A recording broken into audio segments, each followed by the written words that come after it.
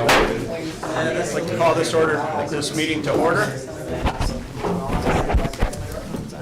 Ms. Sanchez, if we could have the roll call, please. Commissioner Atwood, Commissioner Brady. Here. Commissioner Glissman. Here. Commissioner McCarthy. Here. Commissioner Petrie. Here. Mayor Haynes. Here. All right. If everybody would please stand for the Pledge of Allegiance. I pledge allegiance to the flag of the United States of America and to the republic for which it stands, one nation, under God, indivisible, with liberty and justice for all.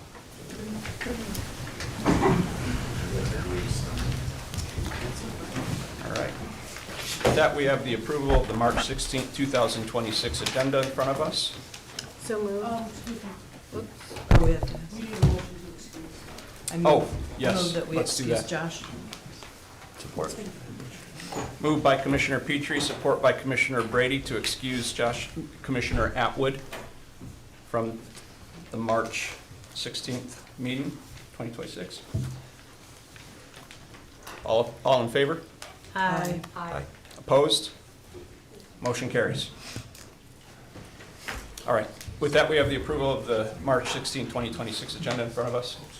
So moved. Second. All right. Moved by Commissioner Glissman, second by Commissioner Petrie. All in favor? Aye. All opposed? All right. Motion carries. That brings us to the minutes of the regular meeting held March 2nd, 2026. May I have a motion? Support. Okay. Motion by Commissioner Petrie, support by Commissioner Glissman to accept the minutes of the regular meeting held March 2nd, 2026. Any discussion? All in favor? Aye. All opposed? Motion carries.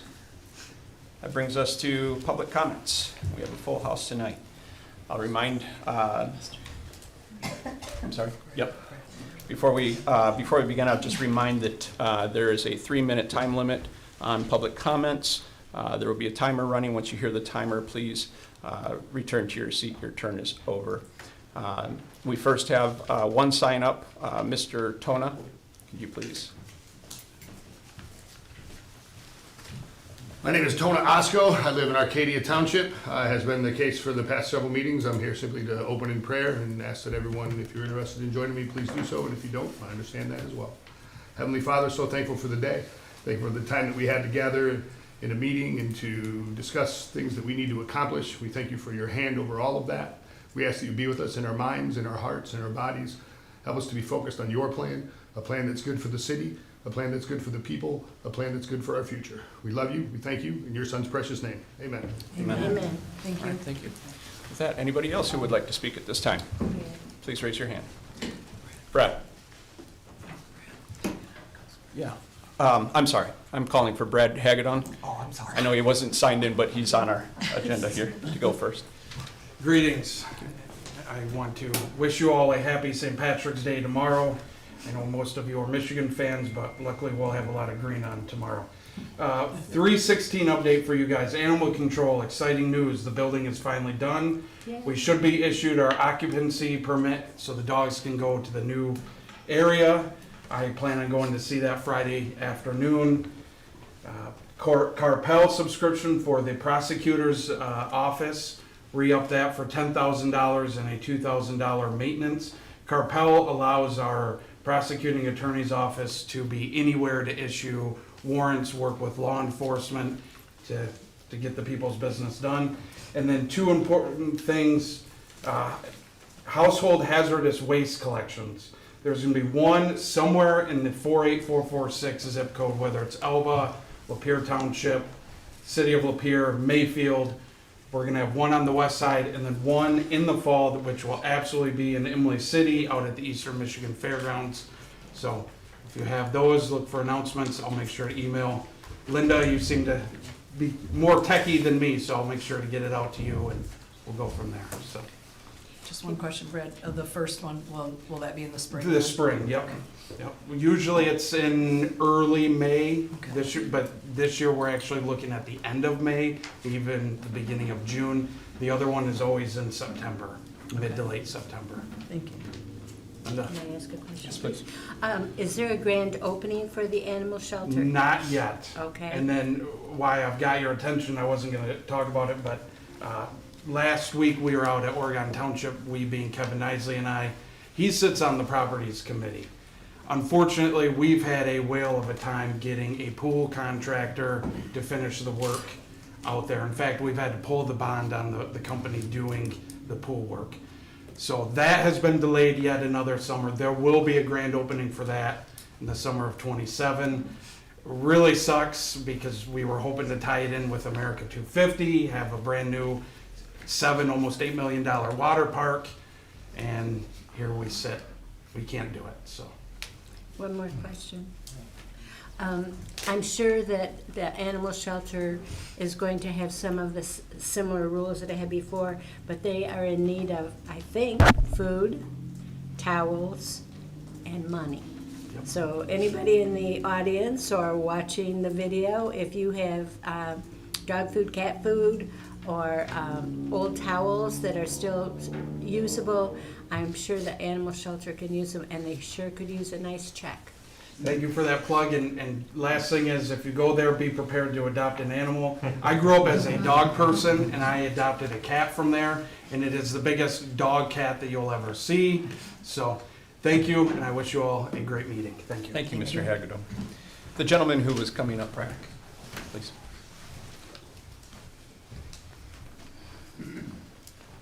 Hello, my name is Brendan Johnson. I'm running for State Senate here in District 26.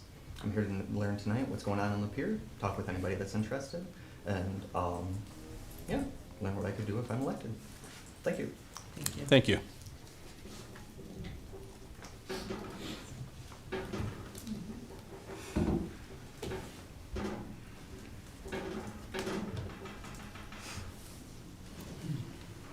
Okay. Anybody else who would wish to speak at this time, please raise your hand. Over here in the middle.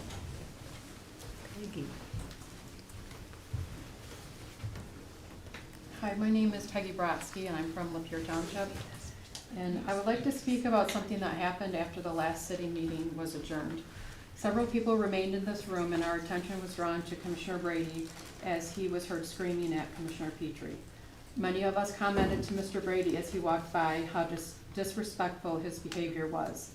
He gave no reply other than to stop and have a chuckle with a community member that had previously stated her support for him. I'm hoping that Mr. Brady will give this matter some attention during his commissioner comments. I believe it is a fair ask because this kind of behavior should cause concern to all of us, members of the public, city staff, managers, commissioners, and the mayor. I have heard that a similar situation took place between the same two commissioners after a prior city meeting, although I did not witness it. Speaking to the incident I did witness, it appeared to me that Commissioner Petrie was simply attempting to speak to Commissioner Brady. I am hopeful that Mr. Brady can provide some further detail into his behavior. Without further explanation, this is the kind of behavior that warrants fear. Improper use of commas or a public official wearing his coat and hat at a school board meeting are behaviors that typically do not cause fear.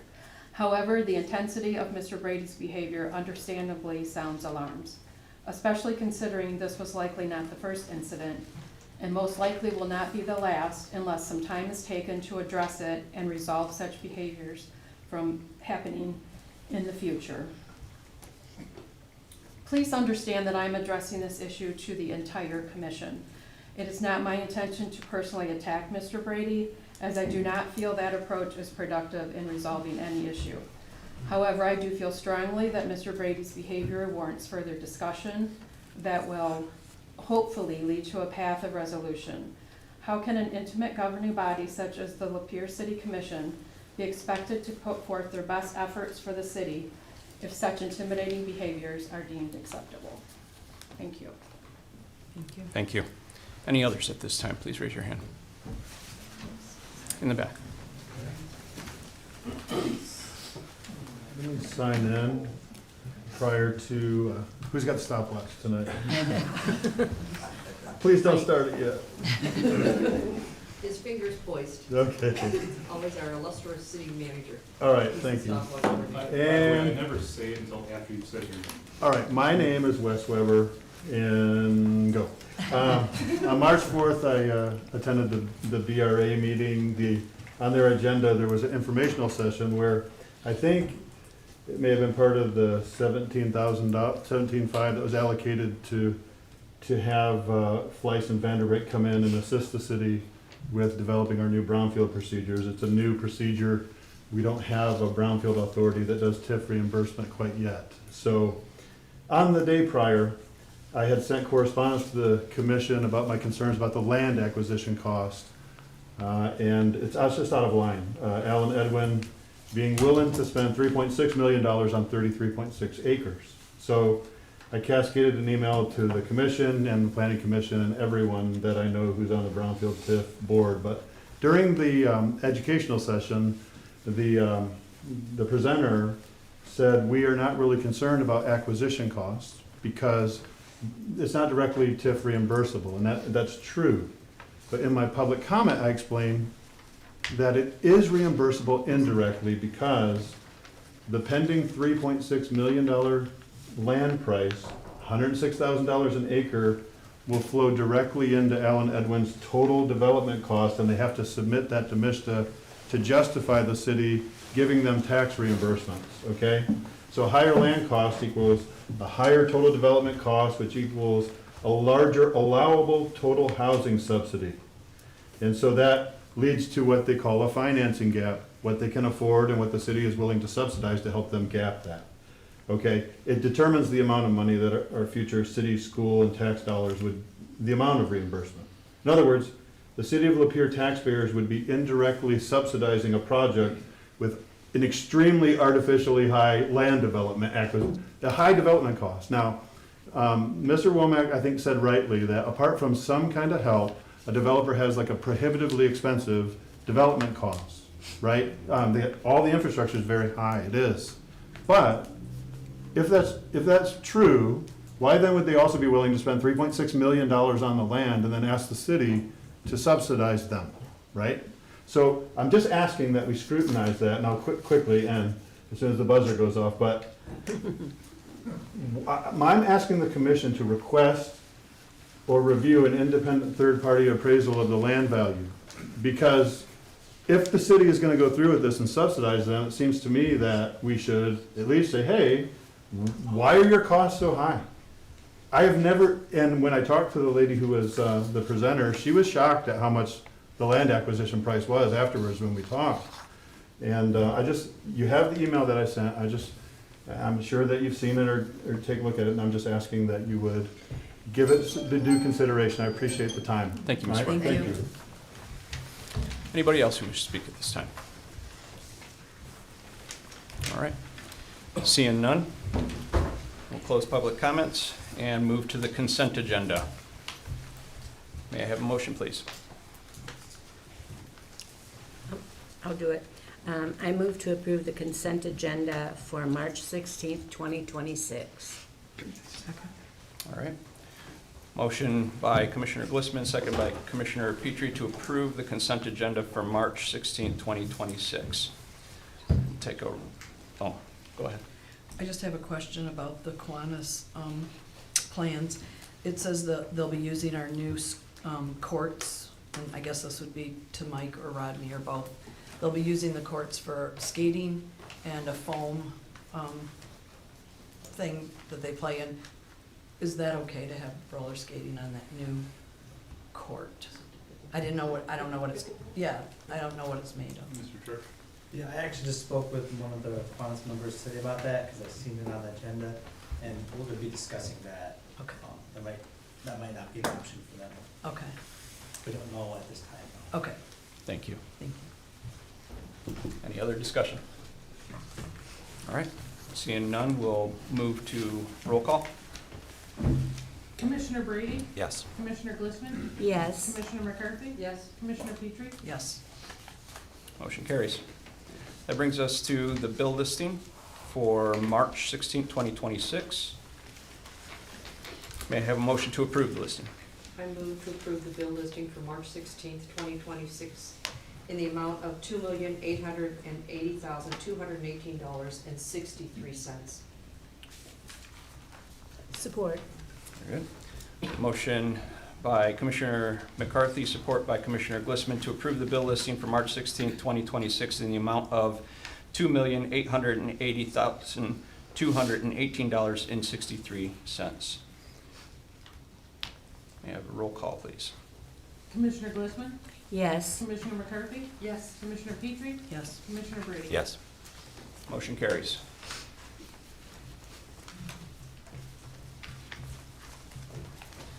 That brings us to public hearings, STRK Group LLC. Mr. Francis, do you want to take over from here, please?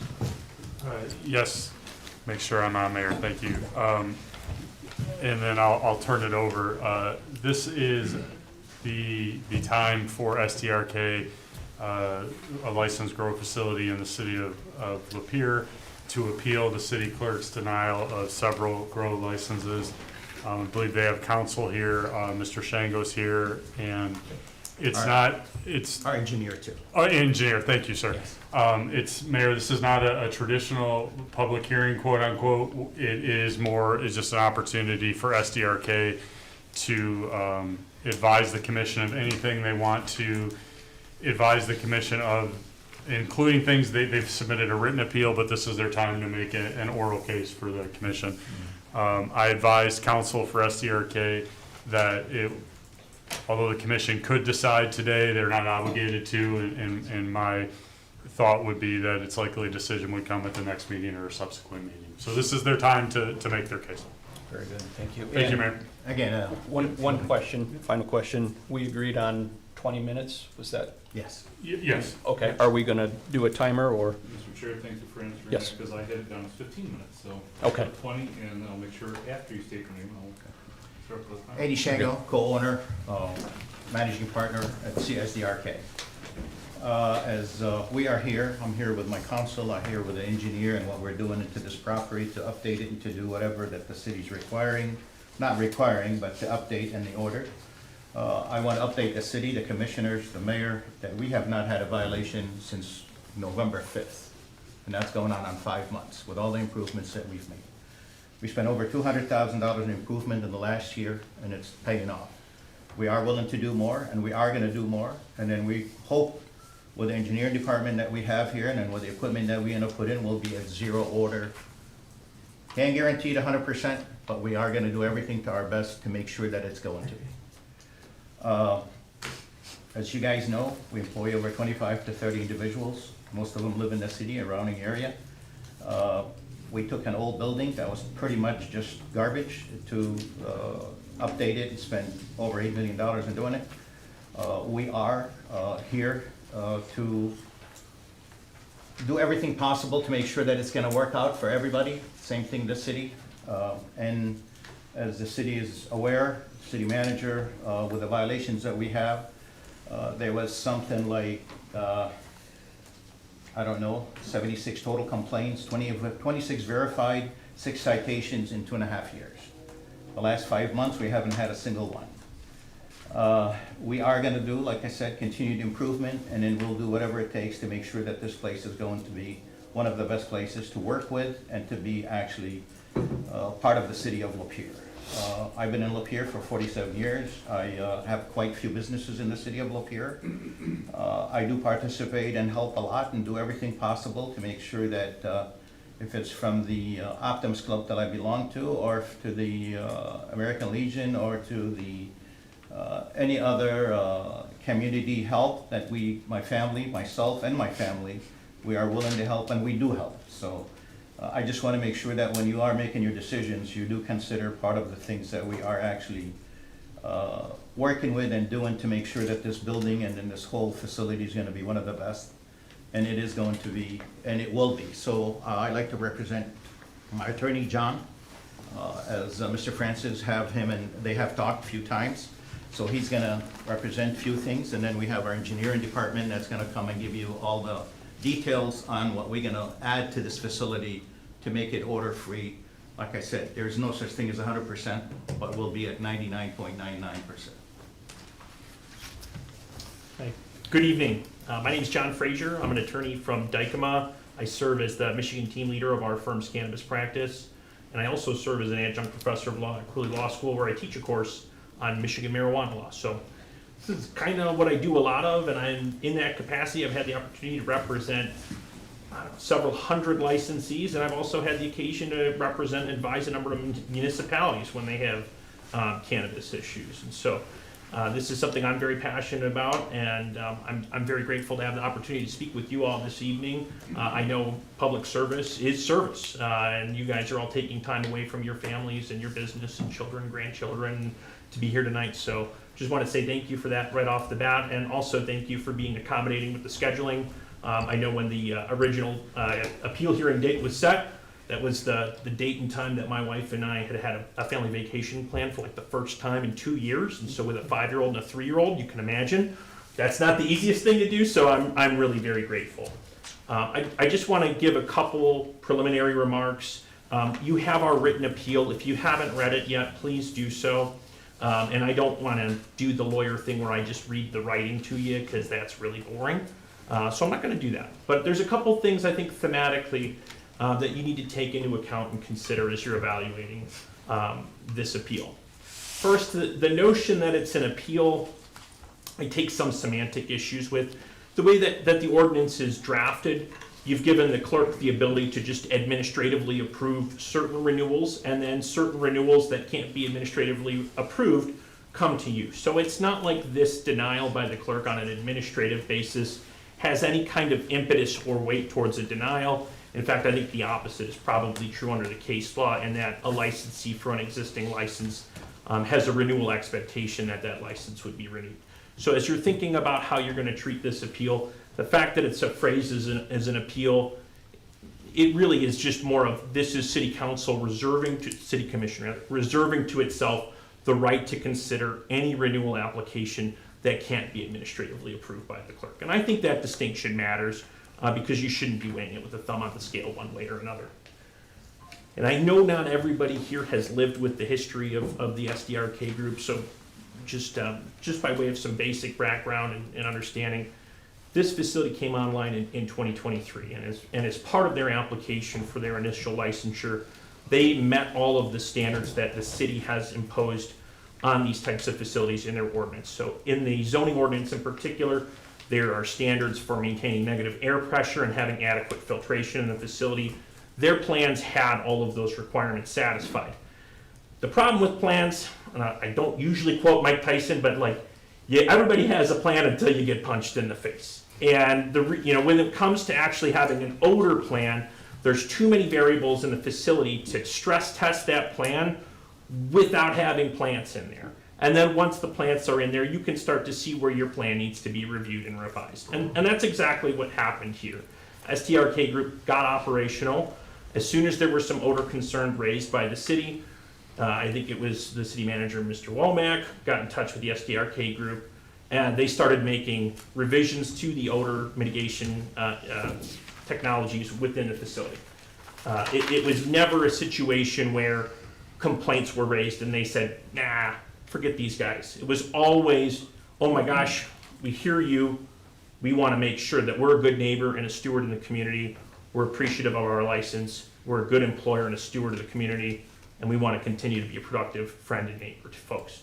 And so I think that's the sentiment, but I just think it's important to put that out there, that this has never been intended to be an adversarial process, at least on the STRK side of things. After the facility was put into production, some of the odor mitigation measures that have been added include ultraviolet passive air and ozone system, air seals throughout the building, and even additional carbon filters. So carbon filters have activated carbon that help neutralize odor molecules. I would strongly encourage you, as I put in my written appeal, for you to each take the time to come out to the facility. I've been to probably over 100 grow facilities at this point in the state of Michigan, and just because they're my client, you can take this however you want. Their facility is in the top 10% of odor mitigation facilities that I've been to. There are rooms inside their facility where even where there were plants growing just behind the door, I had a hard time detecting odor, and when I was there, back in August, I couldn't detect odor outside of the building. Now, that may not be the case 100% of the time, but I think you each owe it to yourselves before you make a final voting decision here to actually see what their facility is for yourself. Again, they're willing, and Mr. Trzynski here is going to talk about some of the additional measures they're going to take. But I think to have a baseline understanding of what kind of effort has gone into this facility, I think you owe it to yourselves. Mr. Shango's talked about their employees. I think when you're measuring what you're going to do here, a non-renewal is completely equivalent to revocation, right? There's kind of no getting away with that. If you don't renew their license, it's the same as taking it away. There's no doubt that's the harshest penalty, right? There's just no getting away from that. And in my opinion, when you're evaluating how you need to go forward, the harshest penalty should be reserved for those deserving of the harshest penalty. If there are measures less than the harshest penalty, you owe it to yourselves as the commission, you owe it to SDRK group, you owe it to the community, you owe it to their employees, these residents in the community that work there and make a living wage, to consider that. And so I've talked with Mr. Francis very briefly about some possible ways to maybe resolve this in a way that I don't want to call it a settlement agreement or a consent judgment, but if you have specific concerns, I'd encourage you to get with Mr. Francis, and perhaps there's a way we can negotiate out a resolution, resolve this appeal and any of the pending citations. I know, I suspect this city would like to have some kind of definitive finality on making sure this isn't a recurring issue.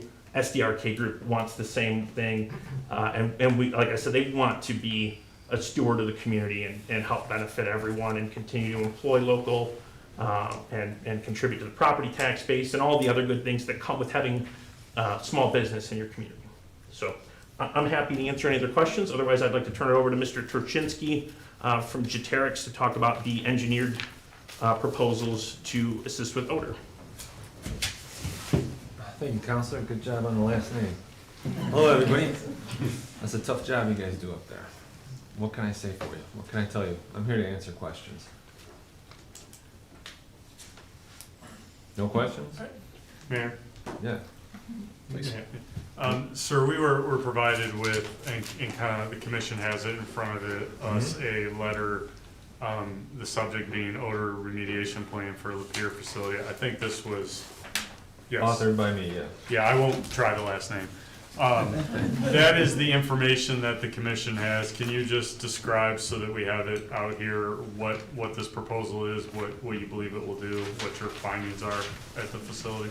Sure. Going back to the very first community specifications as it relates to odors and cannabis, that started in Denver, Colorado, the very first place in the United States that it was legalized. And it made sense to everybody to make the buildings a negative, because the thought being, if we have the building a negative, then you shouldn't be able to smell the odor when you walk by. But from an HVAC standpoint, that's not that's not the best practice for handling air inside of a building. I don't care if it's people or plants or anything else.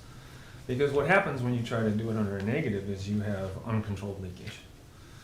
So I've tried over the years, and have been successful in certain places, to convert facilities to a positive from a negative by proving to them empirically and scientifically that the gases that may come in or go out can be oxidized and thus destroyed or made neutral or undangerous or unodorous, however you want to say it. And then instead of it being an uncontrolled situation where you have multiple different fans, different evacuations, doors opening up and all the rest of that stuff, you have a completely controlled situation where the least path of resistance for the air in the building goes through a device that's designed to control that air, both heat it, cool it, and deodorize it. Also, debug it. So that's the basis of that letter. And now I can answer questions. And if anybody wants to know any more about this stuff, they can reach me through SDR. I'm sorry, I just started working with them, so I don't remember the name perfectly. Andy. Or Facebook, or however you want, my cell phone. I'd be happy to answer questions. So. Mr. Francis? You've been to the facility? Yeah. Okay. What time frame are you thinking, or would it take to implement your proposed solution at the facility? Well, there's two solutions on the table. One that I think we can do that will work, utilizing the existing equipment Because if we start taking air out or bringing air in, the equipment at the facility has to be able to condition that air to hit the set points of temperature and humidity for not just the humans, but for the plants. That process is the least expensive and quickest and could be done in about 6 weeks. I'm about 90% sure it will work, based on empirical doing it in other places, especially because of the systems that Andy has put into that facility. They're easy to work with and for me to manipulate.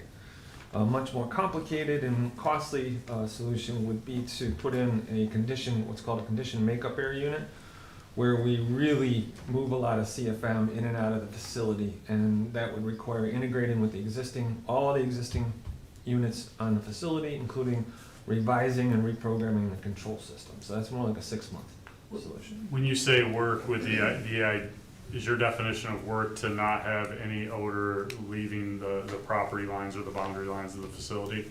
Yeah, there would not be any odor leaving the facility in either one of these scenarios. Scenario A is a little more difficult to, as an engineer, like not subjectively, a little more difficult to completely balance against human-machine interface, right? Scenario 2 is absolute control. No matter what anybody does, even if they open up an overhead door, it'll adjust everything to that condition. I think it was either Mr. Shango or Mr. Thornton were here a couple of weeks ago, maybe a month ago, and I believe, I don't want to put words in their mouth, but they maybe got some of this information after meeting with you. They talked about, I think the term was cones of sort of air that can come out of the facility that have an odor. Is that something that you are experienced with or that you've seen at this facility? Well, And again, I could have used the wrong word, Mr. Yeah, Shango. no, that was an added condition that we put in for pretty much a fragrance inside. That's not part of Joe's proposal. but I can speak to that scientifically. So the terpene gas is, you can smell terpene gas at 2 parts per billion, right? It's the same gas class as a skunk, and that's why we call it a skunk, right? The skunk produces a terpene gas through a different type of process, but it's the same basic spectrum for that gas. Same with the rotten egg smell that comes out of a waste treatment facility, for instance. That's H2S, very similar gas, right? So because it is so easily detectable from such a long distance, all we can do is control what this facility is producing, and I'm 100% certain that I can 100% oxidize, abate the odors that the facility produces as long as I get control of all the air. And what happens with all these facilities is that even with this facility, which they've done more diligence in sealing and air and trying to oxidize the gases than, and like the counselor said, the more than 90% of facilities that I've been into, and I've been into more than 100 of them. And I've solved this specific problem for facilities at municipalities in other states to satisfaction of those municipalities. So, You've inspected this facility personally? yes. Okay, and I'm a layman so spare the terminology here. But were you able to detect leaks at this facility? Is that what's causing the odors to come out? Well, my answer to that is there's no such thing as a sealed anything. Nothing is truly sealed. So even like when I got my start in this part of the business, almost 30 years ago, we did hospital clean rooms. And a hospital clean room is very positively pressurized because you absolutely don't want anything coming into that room from outside of that room. So that's easy to do, to pressurize, like filling up a balloon, right? Because you know you have greater pressure in this vessel than you have outside, so now you're in control of it. Any facility, we just had food at the local restaurant, and I saw my friend Mike, who I don't know if he weighs more than 120 pounds, struggling to open the door. And this happens in every restaurant I've ever been in because the guy who designs the kitchen doesn't talk to the guy who designs the human comfort. He's blowing all kinds of air out that the guy who designed the rest of the restaurant didn't accommodate. So now they have a massive negative in that room and you can't open the door, right? So all that cold air comes in and you have to condition it. This is very common across municipalities, industries, restaurants, everything. So the condition of pressurizing a facility is the exception, but it's the best way to do indoor air Any more questions? I just have one comment, Commissioners, Mr. Francis. For us to be able to submit all the plans that Joe's talking about, we have to send them this to the CRA, the Cannabis Regulatory Agency. Without our approval, our license is not on hold, there's a question mark next to it, you don't have the city approval. So that has to be considered. Are you saying it's not 6 weeks from the day after? No. I understand, you have to get approval. We have to get approval from the city for a renewal for us to submit all our paperwork to the CRA. The CRA has to come and do the inspection and give us the approval. And then we can turn all the stuff to the city for the approval, for whatever information, or for whatever equipment and whatever we need to update. 6 weeks maybe from start time, as opposed to 1 we week don't every know week. when we can start. Okay. I guess anybody else has questions for Joel? I have a couple questions. How does the system that they currently have compare to other systems that you've seen? Because obviously you've seen over 100. Yes. Can you give a percentage number of?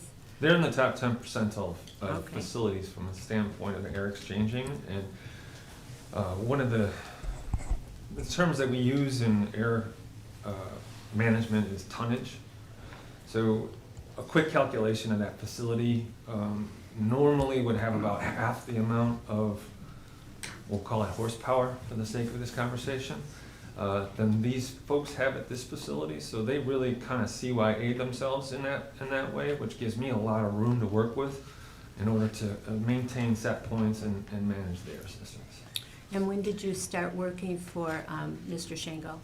Just a couple weeks ago, they called me in. I met him a year ago when this problem started, and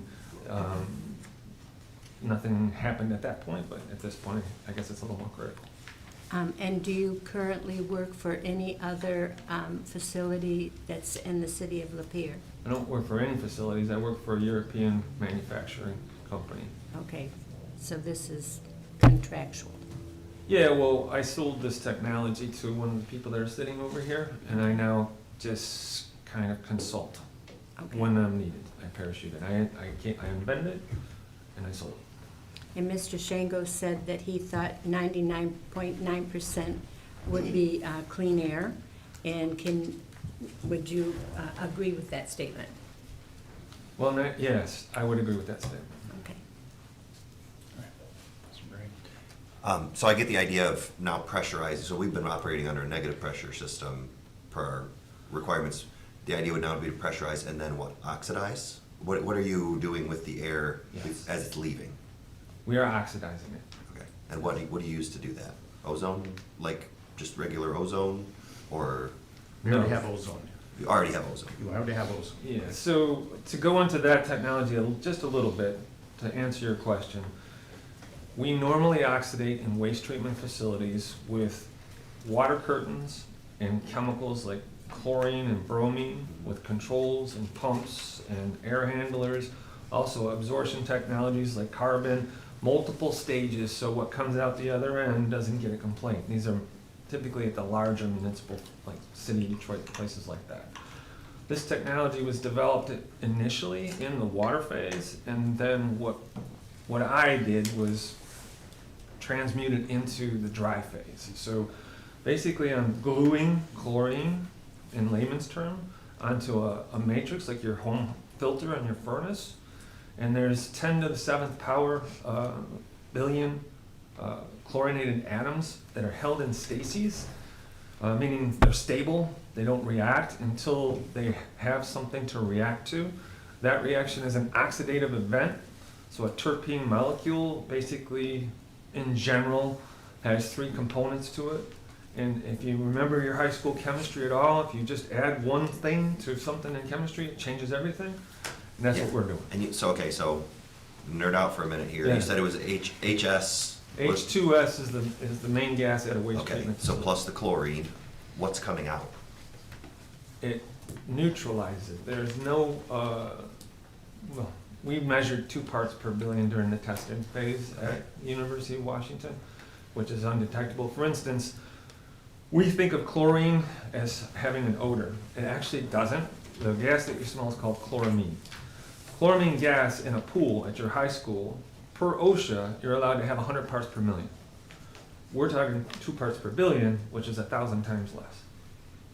So it is getting vented out through the air, you're just saying it's just, Indetectable. okay. Mr. Chair, if I may. Yes. The 20-minute period is up. This is obviously question period if you want to continue to allow it, but their presentation time of 20 minutes is up. Okay.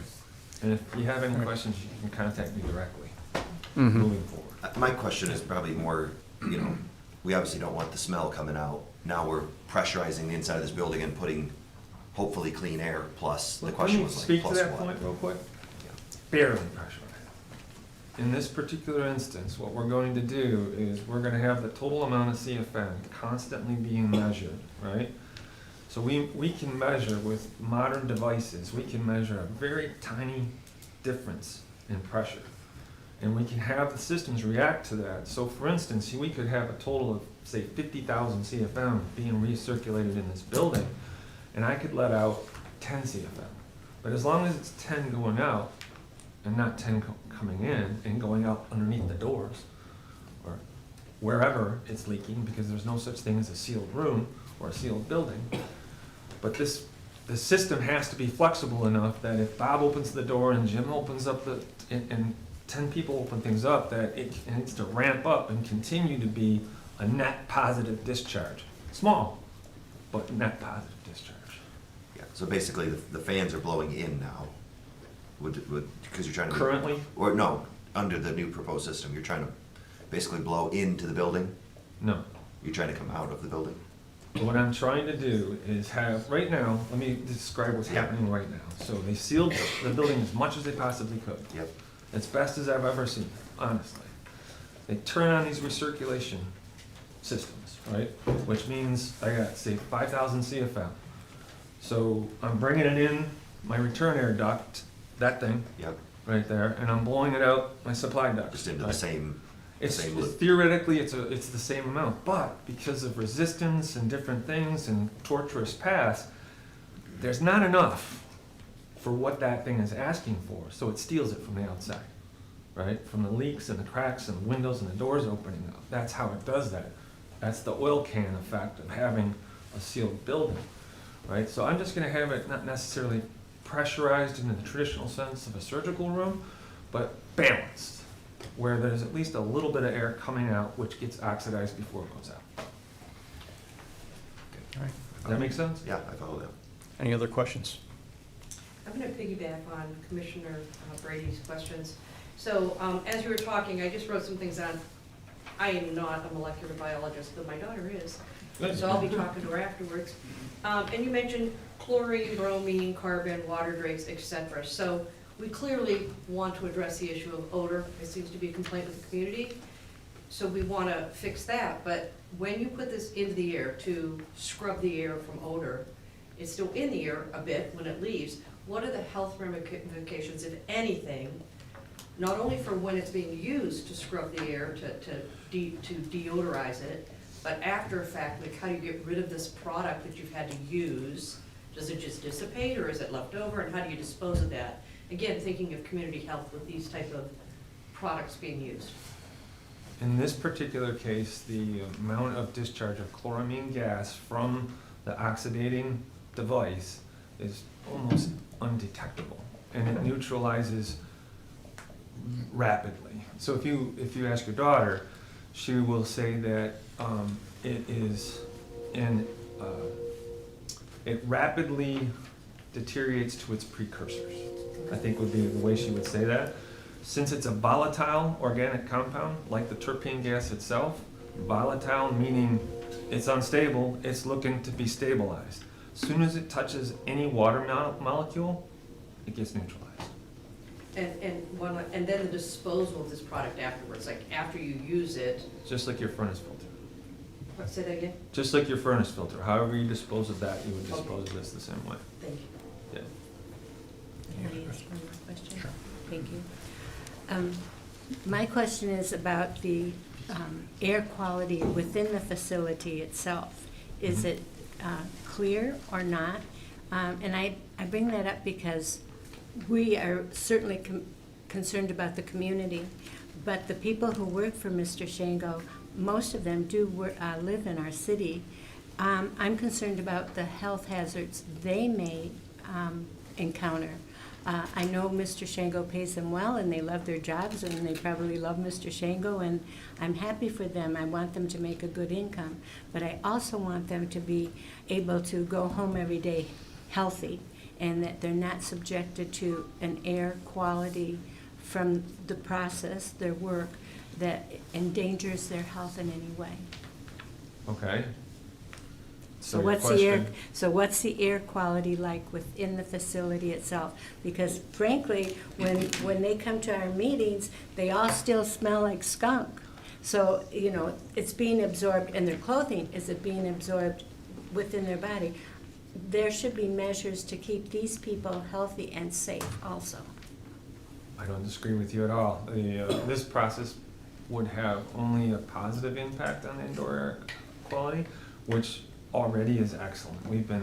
Michael has been testing it over the past year.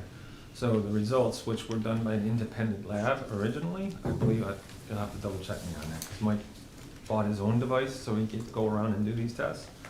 I'll give you an example.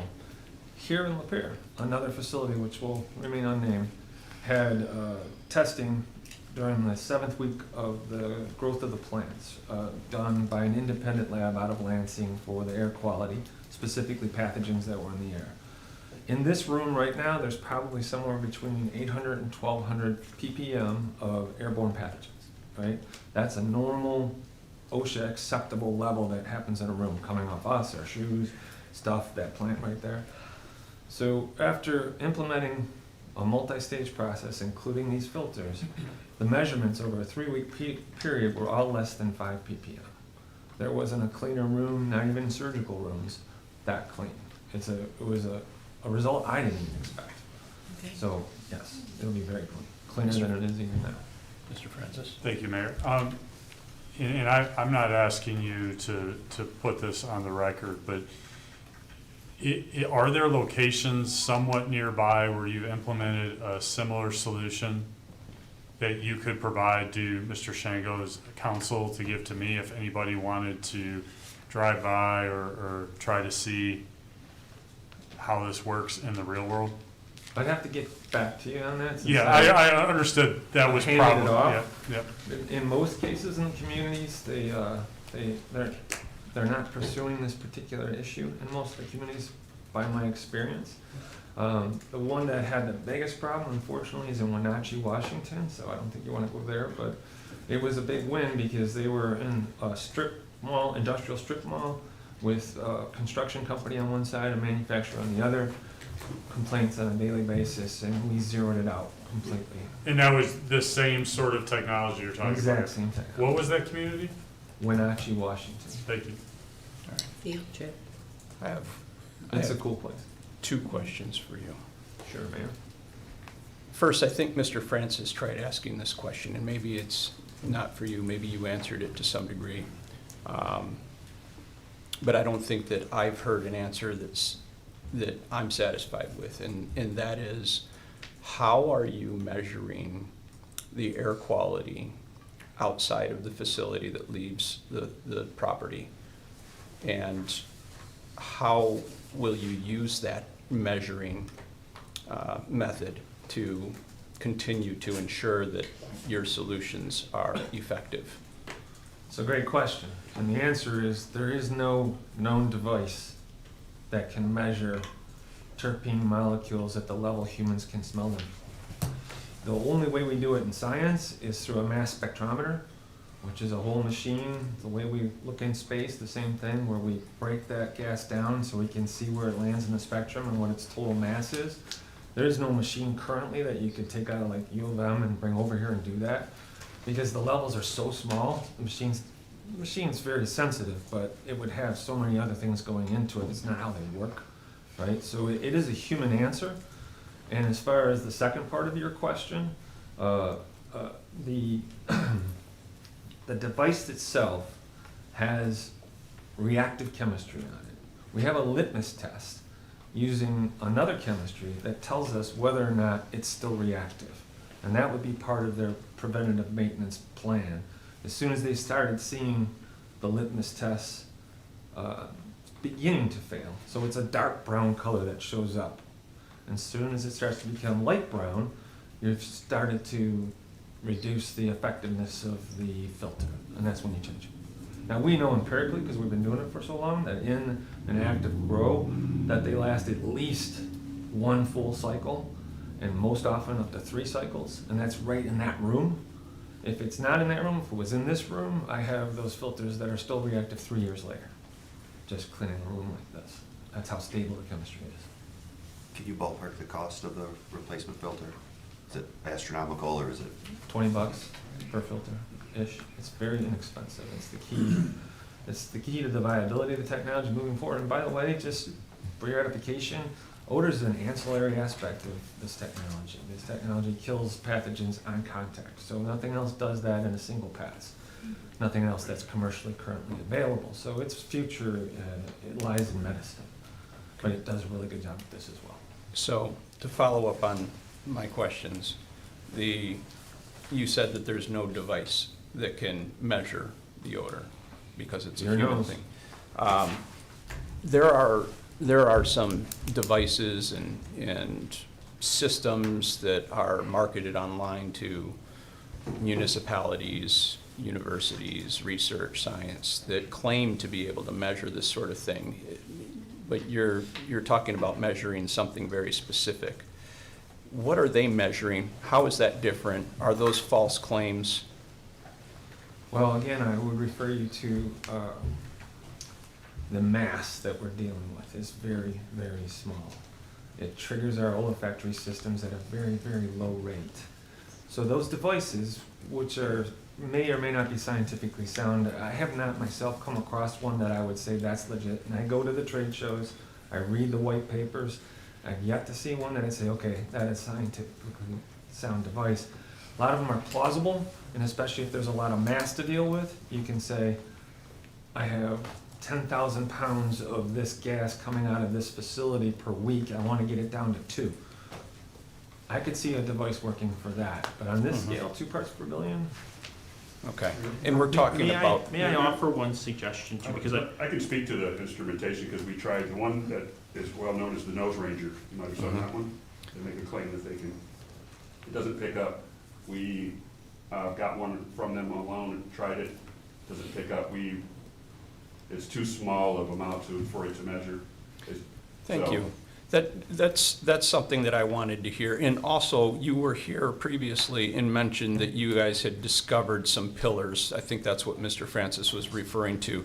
But there was a void between where you thought it would exit and where you discovered it. What device were you able to use that was able to detect that? Well, we use an ammerometer, which measures air pressure in your nose. Okay, yeah. All right, thank you. And, okay, so thank you for confirming that and how you did that. That's what I'm getting at. That's what I'd like to find out more about. Also, we're talking about, how do you pronounce it, terpenes? terpene gas. Okay. How is that in relationship to VOCs? It is a Maybe VOC. it's for you. Volatile, it is the VOC, the Yeah. volatile organic compound that we're Right. looking for, that, okay, Yeah. And Same so- as the gas, little bit of gas that's coming off that plant. all right. It's a VOC. All right. Until it stabilizes. It's volatile All right. until it stabilizes. All right. And can I just say, these are all very excellent questions, and I don't want to like stymie the discussion, but I also think some of these that we're getting really technical would probably be really appropriate as well for a follow-up after this with Mr. Turchinski, and I would encourage not to ask the questions now, but also please do follow up in writing afterwards, because I'm sure Mr. Turchinski will be able to address any kind of lingering Absolutely. Okay. questions from there. So sorry to interrupt, I just. All right. Thank you very much, and we usually only give about 30 minutes of debate for a particular topic on our agenda per our commission policy and procedures. We're at about 20 inside of in the question department. Do we have any more questions? Does anybody have any other questions? Ms. McCarthy had I had one, it's like a 3-part. Please. Sorry, I'll just do it all at once, then you'll know, okay? Okay. So you mentioned that the filter would typically work in a grow, like one cycle, And if I remember correctly, when the SDRK came in to speak to us, they said they had reduced their growth cycle.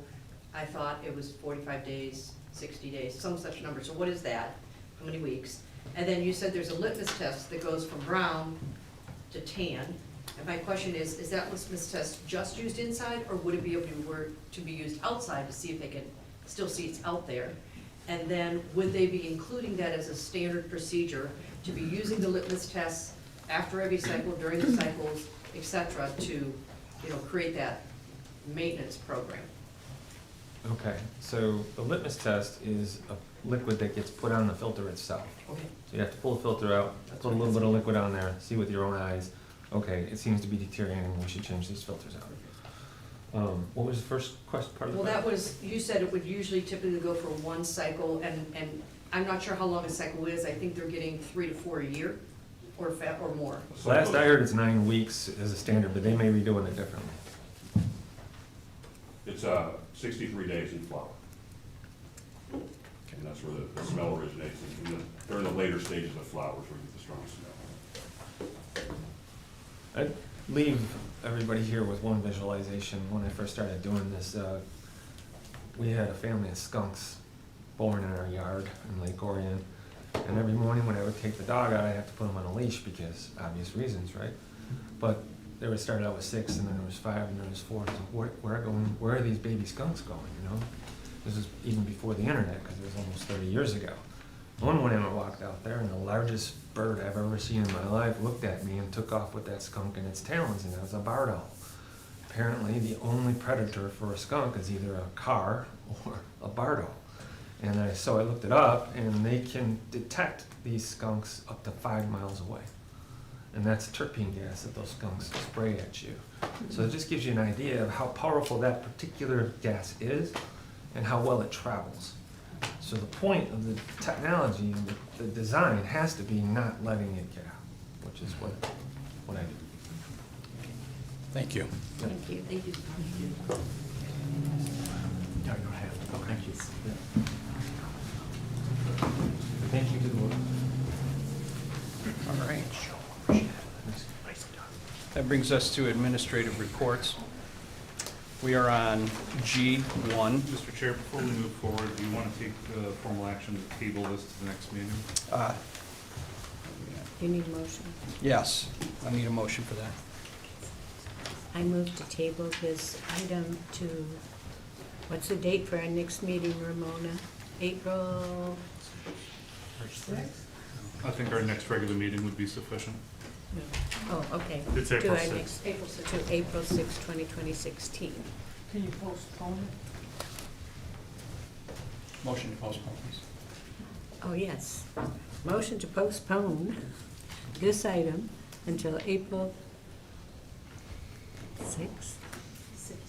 April 6th, 2026. Okay, got it. We need a second. I second. All right. We have a motion by Commissioner Glissman, second by Commissioner McCarthy to postpone action on this item until April 6, 2026, our next regular meeting. All in favor? Aye. Opposed? Motion carries.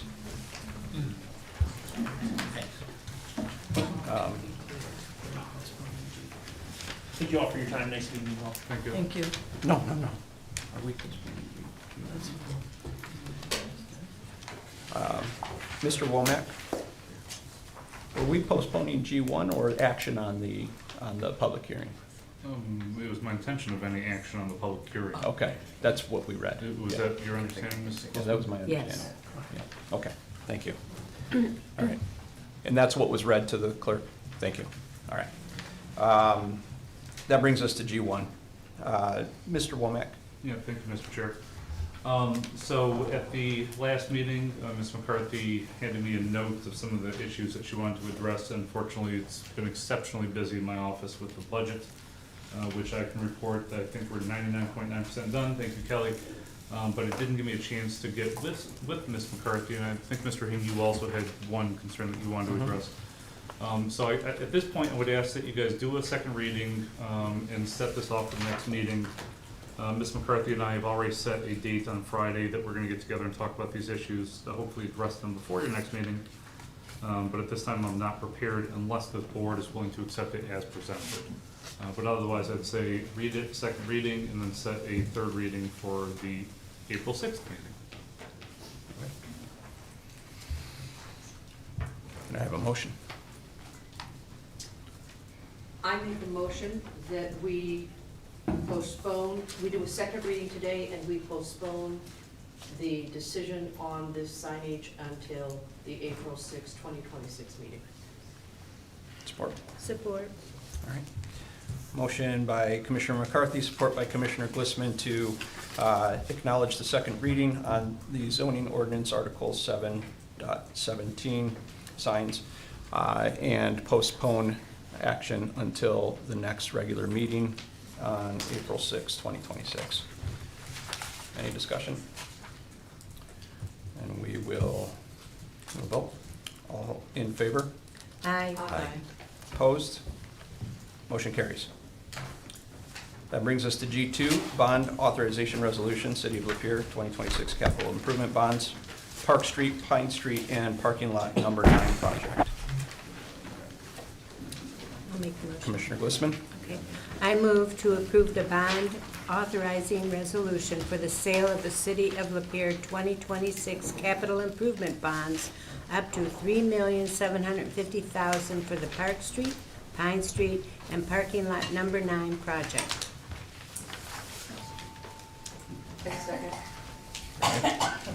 we have a motion by Commissioner Glissman, second by Commissioner McCarthy to approve the bond authorizing resolution for the sale of the City of Lapeer 2026 capital improvement bonds up to $3,750,000 for the Park Street, Pine Street, and Parking Lot Number 9 project.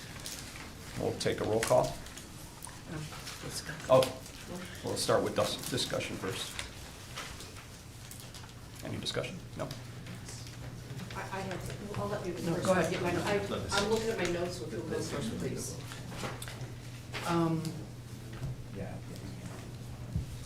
Can anyone bid on this? Anybody in the open market that finds out about it? And the reason I'm asking that, any financial person, because at CapCon, there were people there, and I just wonder if they have that information, they can also bid on that. Okay, okay. Ms. Did we McCarthy? just supply you that name? Because we all received an email, and I believe Mr. Womack received it as well from this person that kind of explained who they were, et cetera. So I know that would be one person we probably would at least like to consider on the bid list. Is that a possibility? Did you get that letter or anything? I don't think I got it either, but maybe I did and I just didn't see it. If you could just re-forward it to us. Yeah. Okay. Go ahead. One more question, and I don't know if it's for Mike or Kelly, but once these bids go out, which would be what, in a week? Or what, like when we open it up, would that be immediate, starting tomorrow, and they leave it open? We discussed the date, I don't remember what the date is. Okay, so basically what I'm asking is, are we on target for starting the project on time? And that's my concern, that, Yep, so Get done. this issue, I don't think is going to affect the project at all, really. Okay. We have a pre-con meeting coming up on Mr. Slusher. 19th. So the 19th is the date that we're shooting for getting this on the Okay. road. Any other discussion? I just, if I could. Yes, please. Provide some additional information. So there will be a notice of sale published for the sale of the bonds. The bonds are proposed to be sold on April 7th. That date and time hasn't officially been established yet. okay, Once it has, there will be a notice published of when the competitive bid will take place. And so that anyone wanting to place a bid on the bonds will do so at that time. okay. Thank you. Any other discussion? Seeing none, we'll go to roll call vote.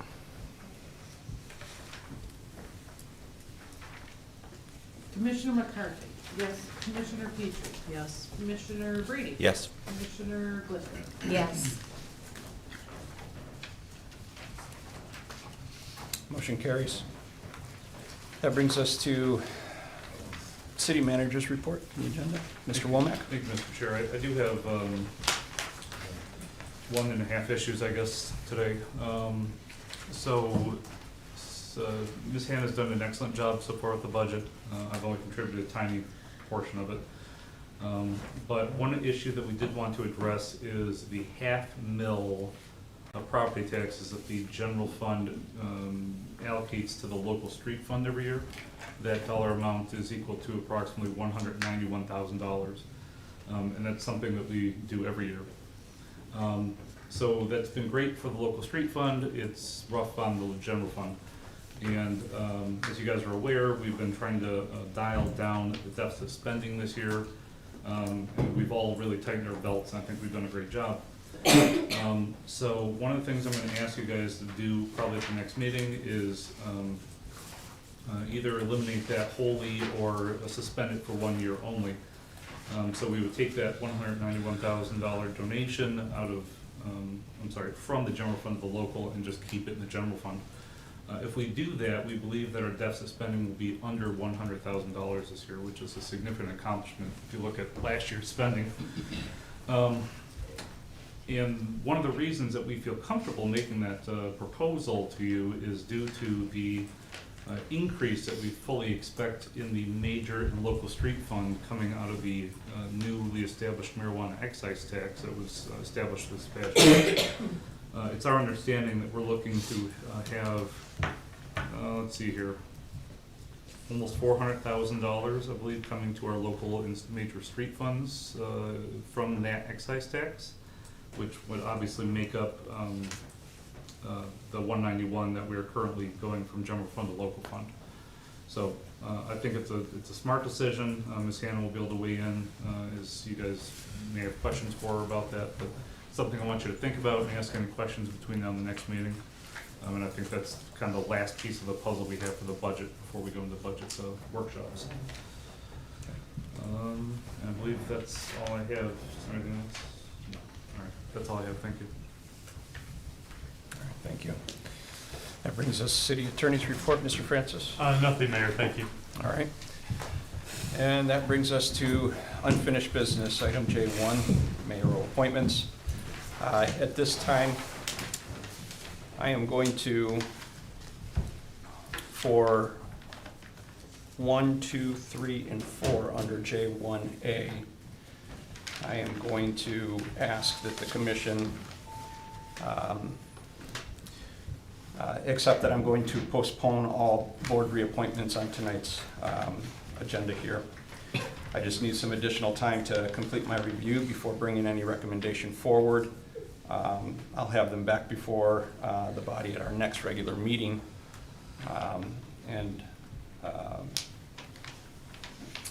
If you guys need, I can entertain a motion to postpone these to the next regular meeting, or we can just move forward.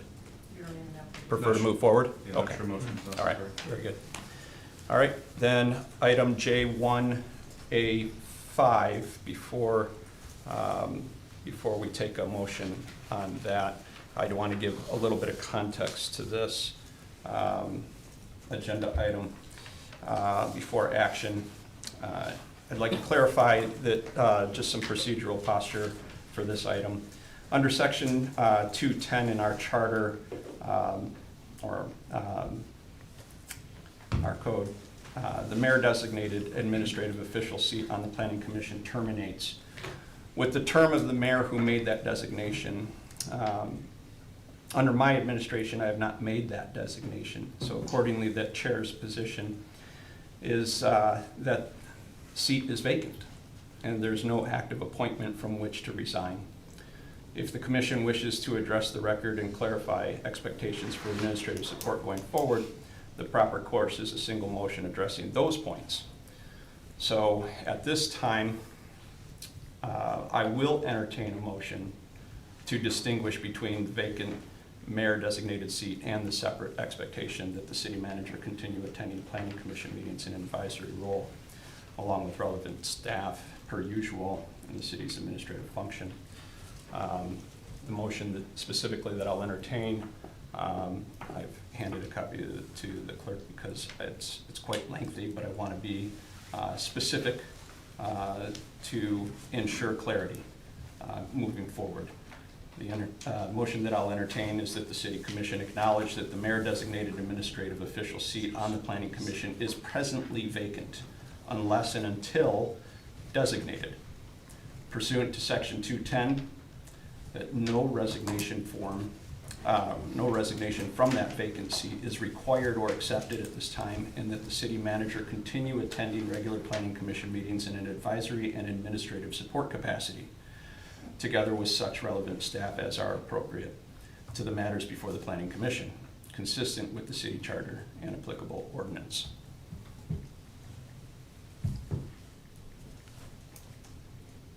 Mr. Womack. Thank you, sir. So I've submitted a letter of resignation, and we talked about this before the meeting. My only concern is that despite question of whether I've been serving on the Planning Commission between November and up until this last meeting on Thursday, I did make motions, I did vote on various things, which is why I've offered to resign, which at least to my eyes is saying we acknowledge that I was at those meetings, I made those things with nothing to clean up. I guess I just need clarity from you for our record-keeping purposes of whether it's your intention to go back and vacate all those votes and those motions, or are we just accepting those as they are and moving forward with me vacated from the board? That is a separate matter from this motion, and it's one that we would hand off to our city attorney to get back to us at a later date. It's my understanding that you were only present at the January meeting where votes did occur. I understand that they were all unanimous. I could be wrong in that recollection, but we can look it up for historical posterity and make sure that we get that to Mr. Francis to advise us on how to move forward regarding that. But in the meantime, I just don't see that there's a motion here to accept a resignation for a seat that does not exist. It's vacant. It has been vacant since the election turnover, and I have not made a designation. I think that that would be improper record setting to accept something onto record legally that isn't warranted.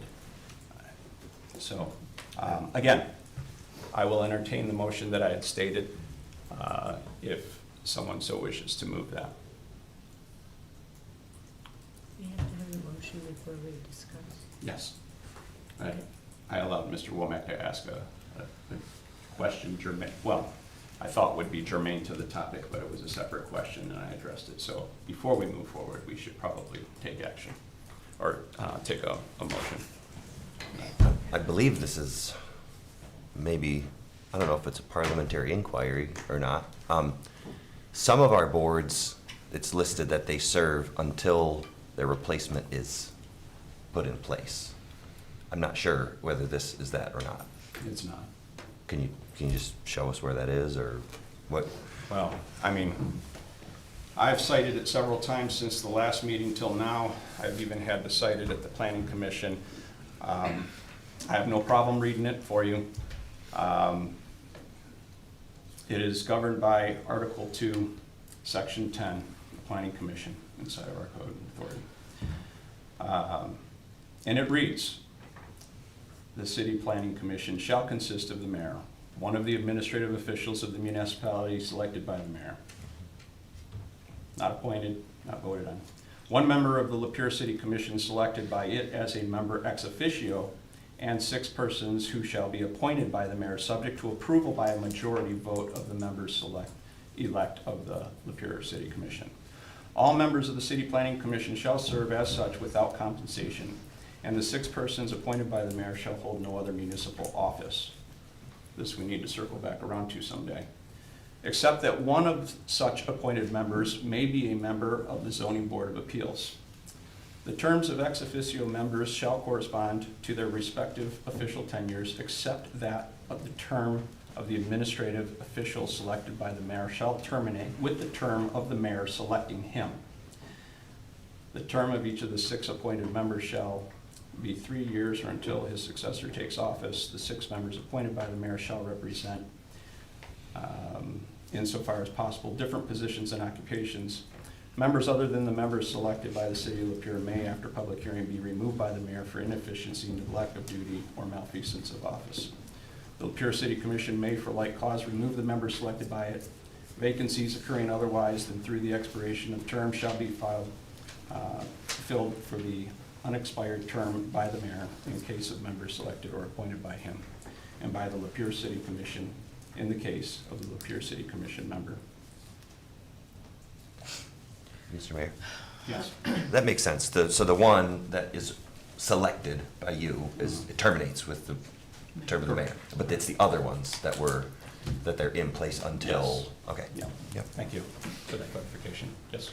I just wanted to know, should we wait and postpone this until we get an answer from Mr. Francis, or go ahead and make the motion and then? No, the answer from him that I'm asking or directing there is a separate issue. Okay.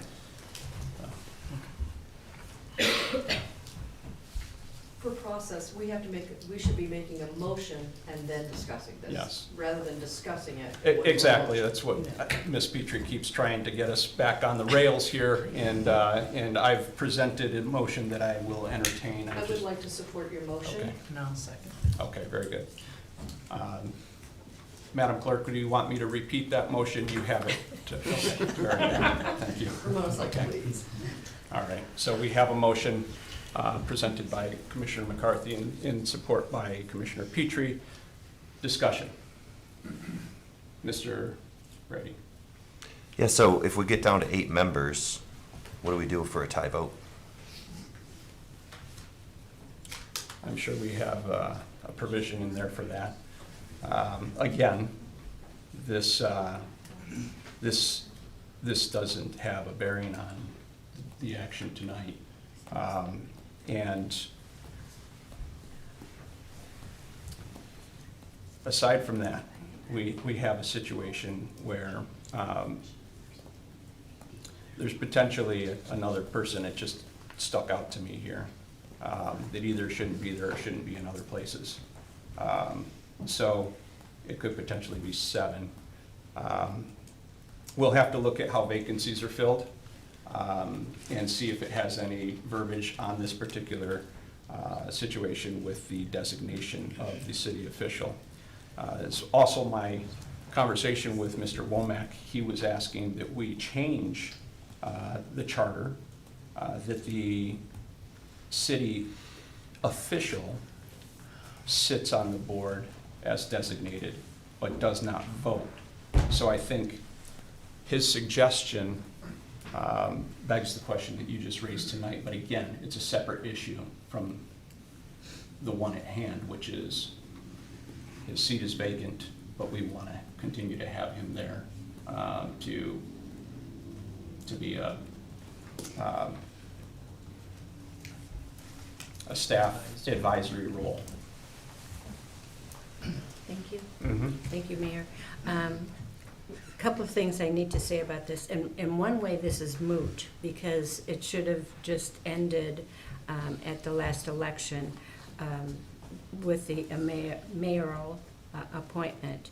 I think what happens here is that the charter and the rules and the procedures are a lot. There's a lot to cover, and sometimes things are overlooked.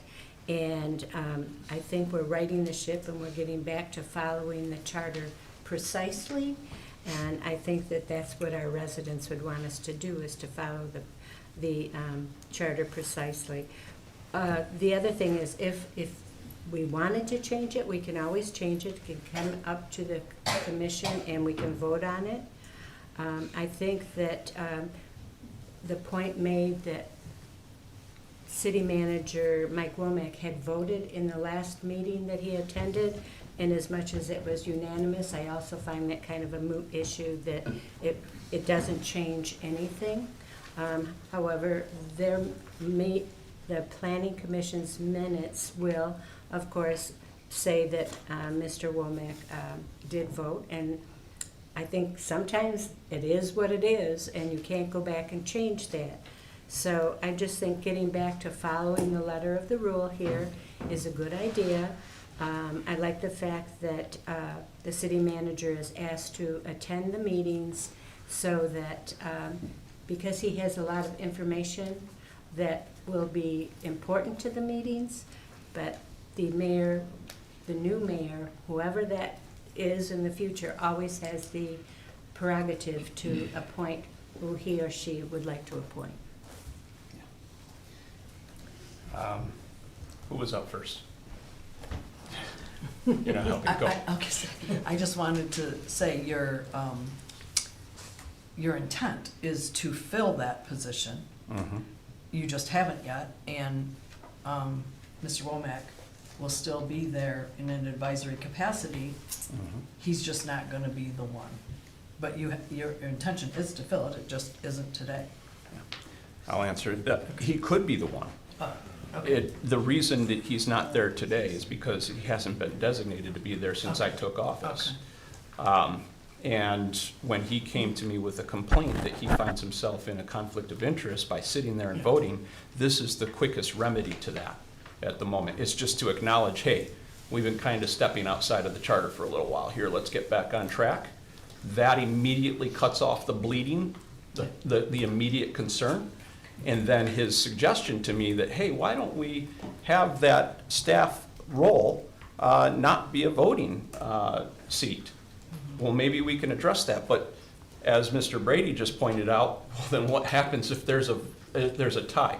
So to be able to come back to the charter and make a change like that, we can't just make a change instantly, willy-nilly, just because it sounds like a great idea. The bleeding is cut off right at the moment.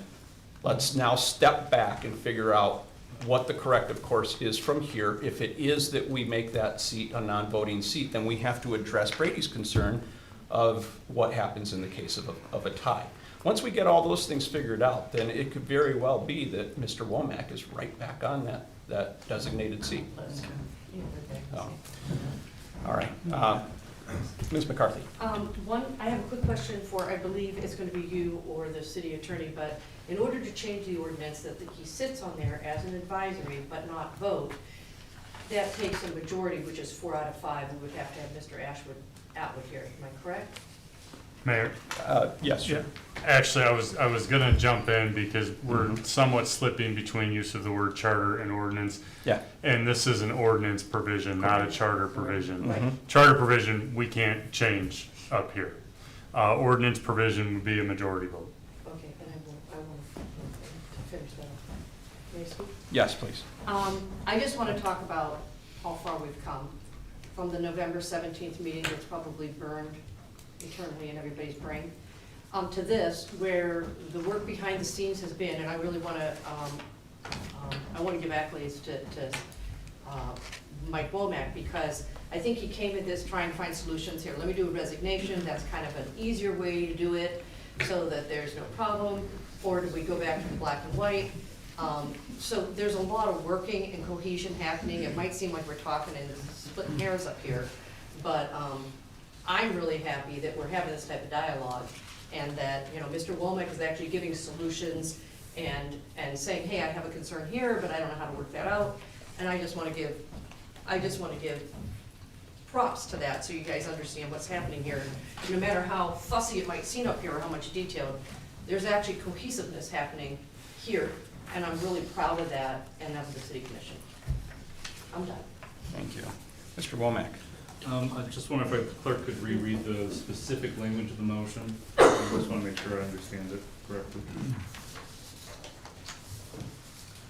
Move that the city commission acknowledges that the mayor-designated administrative official seat on the planning commission is presently vacant unless and until designated pursuant to section 2-10. That no resignation from the vacant seat is required or accepted, and that the city manager continue attending regular planning commission meetings in an advisory and administrative support capacity, together with such relevant staff as are appropriate to the matter before the planning commission consistent with the city charter and applicable ordinance. So Thank you. I just Yes, have a Mr. follow-up to that. Yep. So, as you and I discussed previously, while it's my intention to continue to provide support to the planning commission, I just want to verify, are you ordering me to attend all meetings, or am I to attend meetings as I see fit? Or is that the Yeah, motion? a point of clarification, I'm not ordering you. I'm in no way ordering you. But the motion is the body of the commission, and they are making a direction. Okay. And so, no, to answer your specific question at the end, your second part, it's not optional. It would be direction to be at the city planning commission meetings as an advisory role. Okay.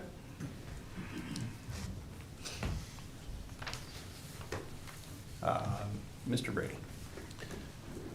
Yeah, I understand the idea. I'm trying to follow with the charter. It just seems to me like when, so to stop the bleeding, right? If you're shot with an arrow, you don't pull out the arrow. You wait until you have someone else drop the analogy. I feel like we should have somebody in line. I'm looking at the list of people who it could be, and I'm trying to think, like, who is this going to be? It seems silly if it's just going to be our city manager put back in there. So it just seems like a little, yes, no, you're fully within your rights to, like, make sure that he's not on there. But then, Mr. May, it's your duty here to fill these spots on all of these boards. And the list is getting quite long of things that we are not filling. I'm not trying to rush it. I'm just saying, maybe we should have forethought about whether we pull him off of there, create a situation for the next 2 months of 8 or potentially 7, I don't know. And then, I mean, we got some things coming that are gonna be important to vote on, and we want to be able to do the business of the city. That's all I'm saying. All right, thank you, Mr. Brady. I will just address that, again, the comment is, and the question is not applicable to this decision. Who we choose afterwards, it's not like we're going to make a recommendation tonight. We need more time to figure out who that is. Maybe Mr. Womack would like to work with me on somebody that he feels that he would like to have in that designated spot until we can address the charter and the ordinances that apply to address the concerns of voting power or tie breaking and that sort of thing. But it's not something that we could do right away. Not in this meeting and not under this action. This action is very specific, and we're talking about things that are outside of that. I don't know what list you're talking about. It is growing, that the seats are not being filled, the seats are being filled. These reappointments tonight, if that's what you're referring to, there are 3 for the Lapeer Housing Board of Appeals, none of which terms expire imminently. They have expiration dates of May 1st, 2026. I'm grateful that they're coming before me 2 months ahead of time. That is great. That gives me time to do some due diligence. It's just not ready for it right at this moment. The Park Board, April 1st. Again, there's, it may not make it before the next meeting, but I think that we'll live. None of these boards meet on a regular basis, and that vacancy will be filled as soon as we can at the very next available moment. So I'm not quite sure what you're insinuating there, but things are being taken care of. And I think a lot of times where we get off course, please remain in order. I'm not sure, we do get off course, Mr. Brady, but I do believe that a lot of it is over some of these trivial things where I think you, Mr. Brady, are the main catalyst for a lot of the discussion and the debate over the trivial things. So yes, let's get to business and stop focusing on the trivial things. Ms. Glissman. For clarity. I'm sorry, McCarthy. Glissman. Yeah. I think for clarity, where we're sitting at right now, getting back to the point of order or point of topic, is that we either take the motion or we accept the resignation, but it's either one. That's the final outcome. Yeah. For tonight, it doesn't mean it isn't the final outcome, April 6th or whenever they get together and make some decisions on what things look like. Mm-hmm. All right. All right, without any further discussion, we'll take a roll call. Commissioner Petrie, Yes. Commissioner Brady, No. Commissioner Glistman, Yes. Commissioner McCarthy. Yes. Motion carries. All right. That brings us to J1B1, Commission Appointment, Zoning Board of Appeals. Is there a motion tonight?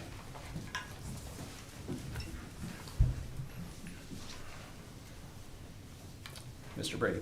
I make a motion to reappoint to the Zoning Board of Appeals Jeff Hogan, term expiring April 1st, 2029. Is there support? Support. Motion by Commissioner Brady, support by Commissioner McCarthy, to reappoint Mr. Hogan to the Zoning Board of Appeals, term expiring April 1st, 2029. Discussion. Ms. Petrie. While I love Jeff Hogan and I think he is great at what he does, I've had an issue or question about our local newspaper serving in this capacity before I was ever a commissioner and I would attend the meetings. That was my question. How is it not a conflict of interest? And so I did some research and I'm just gonna read this so that people can understand where I'm coming from, because it's nothing critical against Jeff at all. I think he does a great job. Whether it is ethical for a local newspaper editor to serve on the Zoning Board of Appeals, ZBA, is a complex issue, primarily centered on conflicts of interest and the separation of journalistic duty from local government participation. While not strictly illegal in many jurisdictions, it's generally considered ethically questionable by professional journalism standards due to the potential to compromise the newspaper's independence. The ethical arguments against it are conflict of interest, objectivity compromised, public perception, incompatible roles, small town dynamics, many things. I currently serve with Jeff on that board. I think he does a great job, but in the issue of transparency and trying to make things correct, so that the optics are good, that everybody thinks everybody's being honest and everything is done correctly, I think it would be better to have a resident that isn't the editor of our only local paper be on that board. That's just my opinion. Personally, I love Jeff. I think he's great. I just think we have many new zoning things that are coming to the House possibly that could affect our community. I don't want Jeff to be in a situation where he is compromised. So that's just my thought. You just stated something in your comment about receiving other applicants. I recall having, first of all, I think inside of my recent email, there was an applicant who had applied for just about everything on the form, which I think there's also an applicant that I heard applied for this very board as well, and I don't see them inside the packet. I don't see either of them inside of the packet. I'm not quite sure, if we need to address some procedural things internally and just try to figure out how do we get some of those things in front of us when a seat is coming vacant or up for renewal, just to ensure that all the applicants are being handled in a fair and judicious manner. Ms. McCarthy. I believe that our clerk took time out of her day-to-day to write a pretty detailed email back to us talking about this process. And that when applications come in, they are not sent to the commission, they're sent to the different boards that the person applied to. So those boards can review those applications and then they tee it up to the commission for approval. That's the, am I correct process? So the reason we aren't seeing them is because any applications come in, Ramona has a process that she gives us to those boards, and those boards, if they have openings, would then tee it up to us as a recommendation to approve. Yeah. Whether or not we have to change that or not, but she did prior to this meeting, so coming into here, Yeah. we would understand the process. Yeah. I didn't see that email. I believe you. I'm sure there was a lot of emails flying back and forth at last minute, and there were some things I had to do just prior to the meeting as well. However, I did come across this early on in the, during the administration back in November and December, where I had to ask for some additional time for a couple of board appointments. One of them being the DDA. I understand that that was the process there as well. My confusion and concern about that process is that it's not the boards or the commissions who are responsible for this decision. It is us elected officials. So if it's a mayoral appointment, it's my responsibility to vet that candidate, not the board, not the executive director of that board. I mean, that's like, if we're gonna give it to the executive director, then he could just stack the deck and make sure all the bosses that agree with him are on that board. And that's how he can tee it up for us, okay? And that's not how politics works. That's not how government works, right? If we're responsible for something and we're responsible for that oversight and ensuring the quality of that, then we need to take responsibility for it rather than passing the buck off to someone else just because that's the custom. Okay, I'm just telling you that she did take time to explain it. Yeah, no, I think that we probably have that situation in every area, but as for the mayoral appointments, Ms. Sanchez and I have a working arrangement where she sends the applicants to me as soon as they show up, regardless of whether there's a vacancy upcoming or anything like that. That way I have time to do due diligence between now and, let's say it's a year from now. It doesn't matter, but I'm taking ownership of my mayoral appointments, and I would encourage the commission to do the same thing. Yeah, all right. Hold on, he hasn't had a turn yet. Mr. Brady. Yeah, well, the motion was to appoint Jeff Hogan, but like, even though it doesn't seem to work this way, like coming this way, we just spent a whole section of time talking about something completely off topic. So I just wanted to bring it back around and say, hey, for fairness here, maybe we should just stick to the motion that we're having with us in front of us. I didn't want to interrupt, so I didn't raise a point of order, but that was a lot of talking about just not what we were supposed to be talking about. Thank you, Mr. Brady. Ms. Petrie. I just wanted to mention that the zoning board doesn't meet very often. I don't think we've met since September or October, so in order for that to work, to get to that board, to come back to us, I don't know when we're gonna meet again. We haven't met. So for that particular board, I don't know if there's a policy on that, because you can't wait. What if we don't have a zoning board meeting for another 6 months? Then we have to do something to appoint somebody, but that's just a, Do you want me to answer that, Mr. Mayor? Yes, please. Okay, so you're kind of boxing me in a corner here. sorry. That was the direction from a previous commission. Okay, I can only follow the directions that I've been given. okay, Those are the ones that I was given. It's not that we're doing it wrong, it's No. not that we're trying to cause a problem. right. This is how I was directed to do it before. Is it So, in writing? If Is it in a you policy? want it done in a different manner, I need direction and understanding. I just was wondering if it is a policy and then we're following that.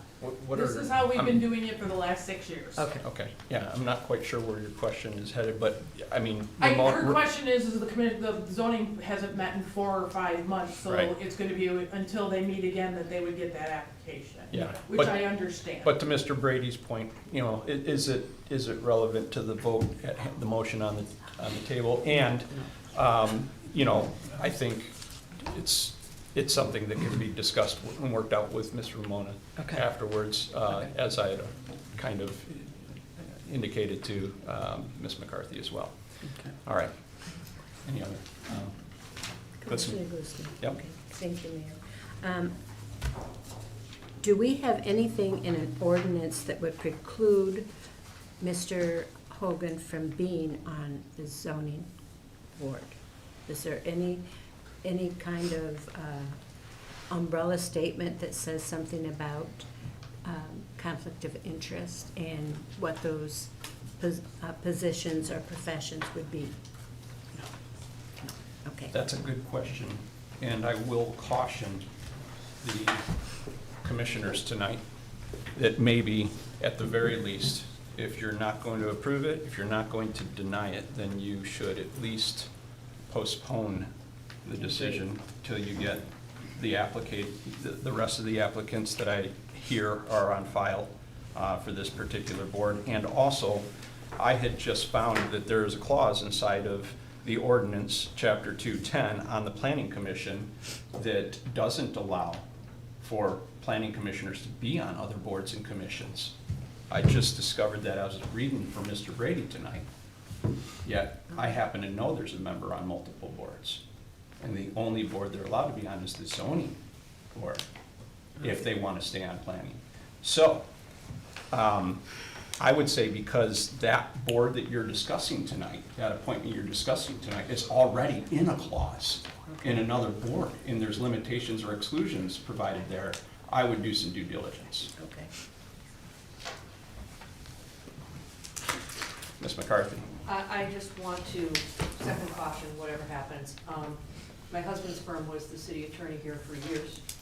And what he cautioned me this weekend, as he made me breakfast, was volunteerism is a tough gig. We don't have very many of them. I mean, a lot of people are concerned, but not concerned enough to lay it down and join a board or a commission. So it's hard to get those volunteers, and that's why you have duplication across the boards, because those people are willing to put the time in. And so sometimes, unfortunately, we have to backfill with who's willing to sit on a board, simply to fill it, to make sure we have a quorum to make the votes happen. I would urge everybody that this is a community-wide problem, and that we need more people to volunteer to sit on the boards so that we have more voices being heard, a broader band of perspective on the boards across the community. Thank you. All right. Is there any other discussion before vote? All right. Let's take a roll call. Commissioner Brady? Yes. Commissioner Glissman? I want to know what we're voting for. 'Cause- Reappointment as zoning board of appeals, Mr. Hogan, term expires April 1st, 2029. Okay, I thought we wanted to postpone this. You guys already have an action. You already have a motion on the table to reappoint, put forth by Mr. Brady and supported by Ms. McCarthy. No. No? Yes. Yes, no. Ms. McCarthy? No. Commissioner Petrie? No. Motion fails. That brings us to departmental communications, which we received in our packets, and finally to our concluding public comments for the evening. I'll remind the public that you have 3 minutes. The timer will be running when the timer goes off. Your turn is over. Please return to your seat. And also, please state your name and if you're a resident for the record. Anybody who would like to make a public comment tonight? All the way in the back.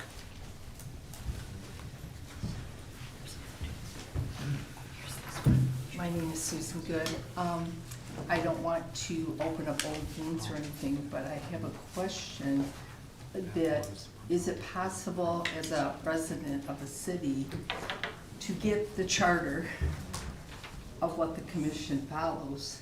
You know, what the guidelines are? Oh, it is online, Ramona? Okay, I didn't know that. And is it also on there about what the mayor's role is? And the commissioners, is that all on there? Okay, that's what I wanted to know. And then I have a personal request. Is it you guys have to talk so people that are hearing impaired, I wear hearing aids, you guys, especially the women, not Linda so much, but the other one, you're just whispering. Okay. And we can't, and you think you're talking, but you're mumbling. Okay. And we can't understand you, so it's very hard to come to meetings to listen. And you can't hear you at all when you watch at home on TV. Okay. Not at all. And so it makes it very difficult for people that want to know what's going on, but cannot. Okay. They're clueless because of people not enunciating and doing what's necessary for those of us who need it. So I appreciate that. Thank Okay, you. thank you. Thank you. you. Any other comments tonight? Yeah.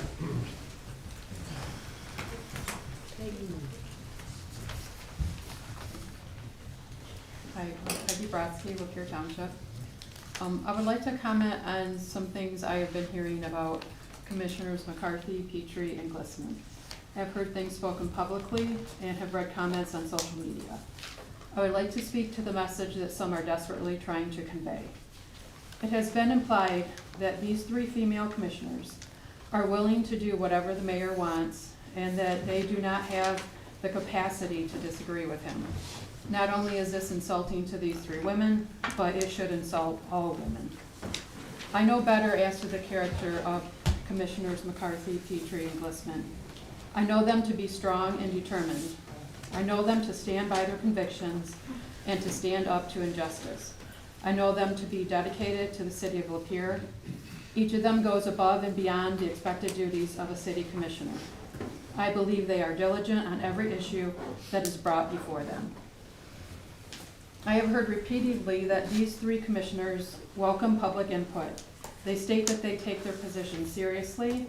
I believe their goal is to serve the city of Lapeer and not the mayor directly. I believe they have great respect for the mayor. I believe they have trust in the mayor. I believe they share common standards and values with the mayor. So it would not be surprising if they would agree with the mayor on many issues. However, I have no doubt that each one of them is competent to stand on their own ground and make their own decisions.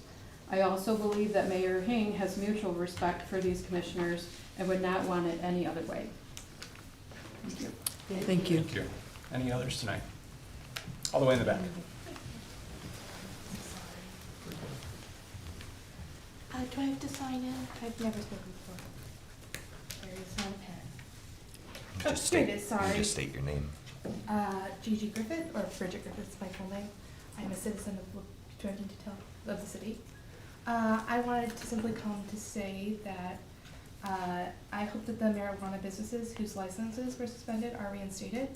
I personally never frequented their businesses because of my health, but I think that overall they have been a tremendous benefit to our community. I remember that because of the success of the businesses in 2023, we were able to put in a disc golf course. Oh, sorry, I'm not speaking loud enough.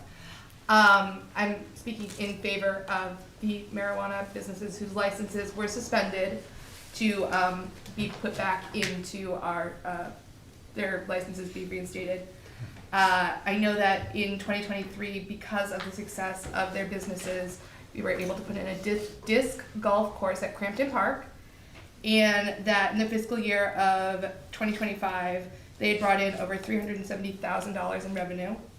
I love our local businesses and I want to help champion their growth and success because it's clear that when they succeed, we also succeed as a community, and I think that's something that we should support. Thank you. Thank you. Thank you. Any other comments for tonight? All right, seeing none, we will close public comments for the evening and move into closing comments by the commissioners. And we'll start with Commissioner Glissman. You always start with me. Normally I write out my comments and I was running late today, so I didn't write them out. I apologize for that, but I know Mr. Womack, he'll pick up for me on our this day in history for the American history item. I want to say happy St. Patrick's Day to everybody. I see a lot of people are here in green. And I want to thank Kelly Hanna because I know she's been working on that budget, and we have this meeting coming up, and I am one who doesn't like to work with finances and money, and so we rely on Kelly to do all that for us and answer our questions, so we really appreciate that very much, so thank you. And another plug out, please, to the animal shelter, so if you can help the animal shelter that's just opening, that would be terrific. And in case you didn't know, Marguerite D'Angeli, what her birthday was the 6th, yesterday I believe, no, Yes. Saturday, so Go to our library, support our library, and see if you can help out. I think they may be looking for people to be readers. So let's support everything that we have going on in the city because we love our city very much. Thank you. Thank you. Commissioner Brady. Yeah, I usually don't have much comments. I will just address because Mrs. Brodsky asked, and I mean, if you have questions, probably other people do too. So at the end of last meeting, it was a somewhat contentious meeting. I was done talking to these people by the time it was time to go. Commissioner Petrie came over with the intent to speak with me. She grabbed me by the arm, which was, I'm sure, harmless, but it's a boundary that I've set with her before, like, hey, we can talk at a reasonable distance. It was just, just a harmless arm grab, but I started with that. I was startled, and I said, hey, please don't touch me. She expressed a desire to talk with me, and I said to her in a calm, reasonable voice, I don't want to talk to you. She didn't take that. I didn't let her get out much. She got out something about how I was being a hypocrite, and so I raised my voice, and I said, I don't want to talk to you, and I walked away. And that's, I mean, she's going to have public comment time. If you want to hear her side of the story, that's fine, but I mean, I don't have anything to hide in that interaction. It's just, I didn't want to talk to her, and she was insistent that I had some obligation to do that, but I don't. Can I say something? Not about that. I forgot about the American 250. Oh, The meeting. yeah, I understand. That'll make everything Yeah, dissipate. I understand. That's a big deal. I'll allow it. Go ahead. Okay. What I forgot to tell you is the American 250 Committee is working really hard. We've got a lot of plans that will be going on, and Commissioner McCarthy is working on one for the gala.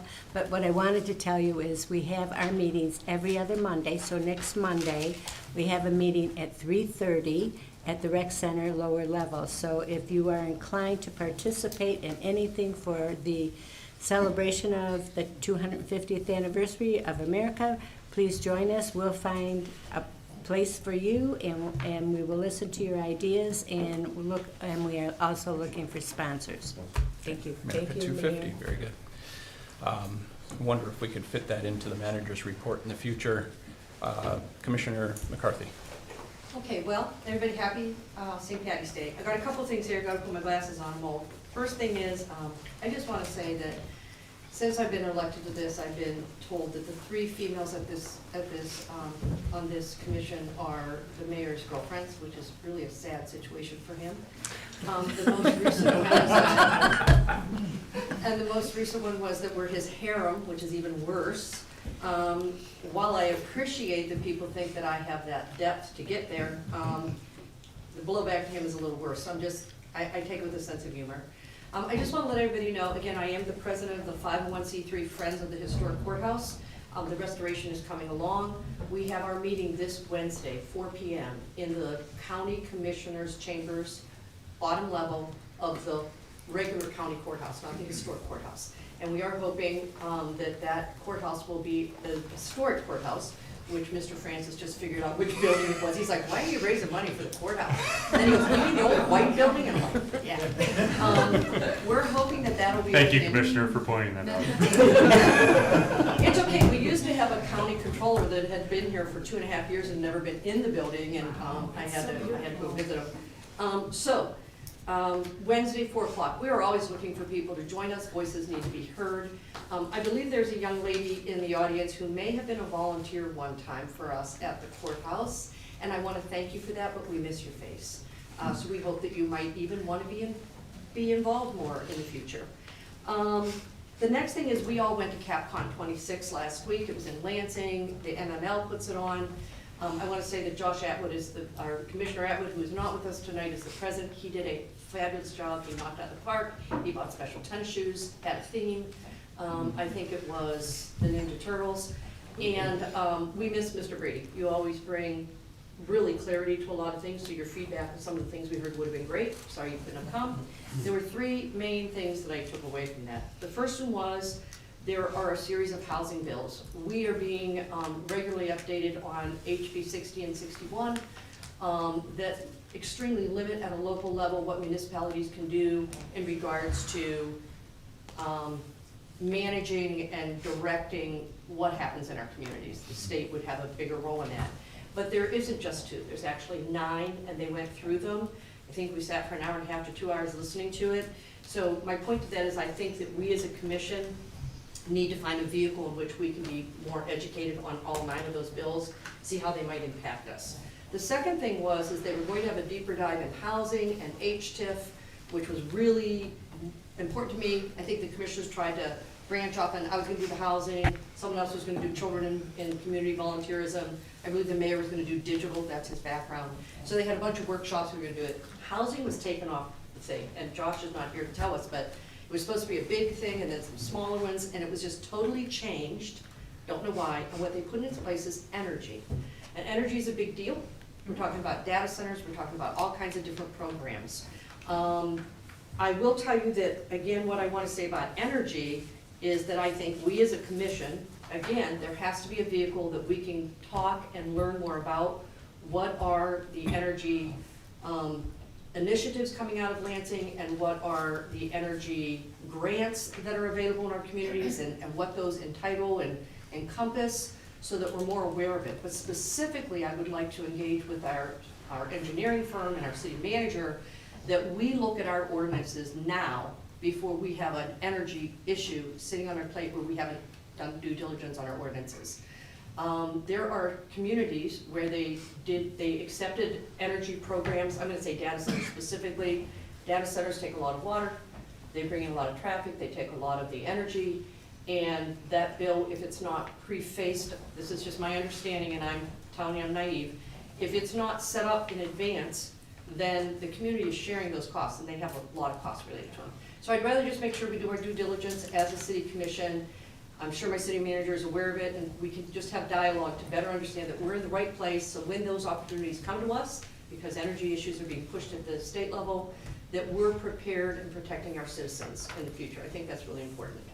The next thing I wanted to bring up to you is, let me look at this, in our package, which is available for you to be downloaded today, in the managerial parts, there was an M2, and M2 shows a daytime rear elevation of some, a patio type thing down by the river. And it was part of the Housing Improvement Department's report to us, not something we bring up in the meeting. Please go on there and download it. I think it looks beautiful. I think it gives you hope. It lets you know that there's some really great people that the city manager is working with and bringing projects to us. And that would be a wonderful addition to our downtown. And then the M3, which is in, again, this is Housing Department. There's been a lot of dialogue that comes to our meetings about rental versus ownership of housing, and what does that look like in the city of Lapeer. This is a deep dive that the city manager had worked with the departments to do. He had told us about 2 weeks ago that it was coming, at least he told me.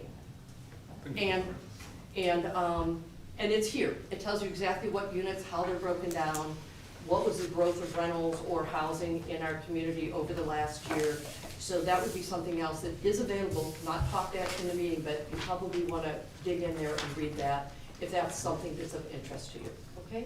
Thank you, everybody, and happy St. Patrick's Day. St. Patrick's Day. I'm Irish, and I didn't even get that out. Commissioner Petrie.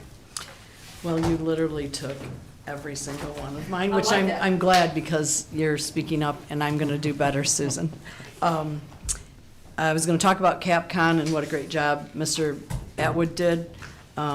He talked about the youth council here that has pretty much faded. So I'm just wondering about resurrecting that, and on the website, it still says that you contact Commissioner Swindoll, and so that probably has to be changed, but I just am calling all youth out there that want to be part of our city government, please get a hold of Ramona, sorry, and tell them you're interested, and then maybe we could resurrect this youth council. Thank you for sticking up for the 3 women that, it's just kind of gross that anyone would ever say it, because we all could be his mother. And so, thank you for Peggy acknowledging that we are 3 strong women that would have our own opinion. Ask my husband. I do. So as much as I do appreciate all of your hard work, I'm acknowledging how much work and reading and processing this man is doing behind the scenes, which I don't think he sleeps and I don't think he eats. And he is not doing it for his own glory. He's doing it because he is a man of excellence and he likes things done to the letter. And that is a hard standard for us to achieve, but I think we can do it because I think we're a really great city. I'm grateful to anybody who checked the box for my name. I think that when they voted for me, they trusted me to put all the effort that I can into this job, and I'm telling you, I do. It takes a lot more than just attending these meetings. I take it very seriously because I love this community. I love the people in this community. I serve a greater purpose than just this city, and the one that I serve asks me to try and achieve his standards, which I never will be able to, but I try every single day. I'm appreciative of all of our staff, all the people that put anything into what we're doing here in this city, all the businesses. I love this community, otherwise I wouldn't be sitting up here doing this. As far as my relationship with the other commissioners, relationships go 2 ways. And when one side is cut off, it no longer is a relationship. And I am open to criticism. I'm open to dialogue. That's what was trying to happen at the last meeting. I don't recall grabbing you because I was way behind you. I did touch your shoulder because it was loud in the chamber, and so I wanted to make sure he knew I was speaking to him, and that's okay. I'm old, I have a thick skin, and he doesn't have to talk to me if he doesn't want to, but I was raised in a family of 6 kids. Communication is important when you have a 8-person family, and I was also raised with a bunch of athletes. So we always had to work as a team, or things didn't work. And so I want to work as a team. There's nobody up here that I don't want to work with. It's not who I am. So anytime any of the commissioners want to talk, they have my number, they know where I live. I always answer my phone and I always answer my door, unfortunately. But you get what you deserve if you come without calling, so. Thank you. Thank you. Mr. Womack. Thank you, Mr. Chair. You know, I attend hundreds of meetings on behalf of the city, including the Planning Commission, which I've now been removed from. I'm a little miffed that this board saw fit to order me to attend Planning Commission meetings in the future as a consultant. Something I was probably gonna do anyways, you know, because I'm interested in the well-being of the city, its citizens, you know, all the things that I attend these meetings for. But I think ordering me to do so is a little disrespectful to your staff. So, for what it is, you guys have ordered me to be there, and I will be there, as I had intended to do so anyways. But I just think the board needs to think about, and maybe that was intentional, but I think the board needs to think a little bit about how they talked about their senior management staff and the staff in general, that they can't trust their staff to attend these meetings voluntarily, when the staff here are looking out for the best interest of the city. So I think that was a little disrespectful to me. Thank you. All right, thank you, Mr. Womack. All right, couple extra things, observations tonight. Normally I let them process a little bit, but for what it's worth, I think the individual who talked about reinstating the licenses, you know, while that's a great sentiment, I think some of the information given for the business specifically was maybe requires a little bit more research.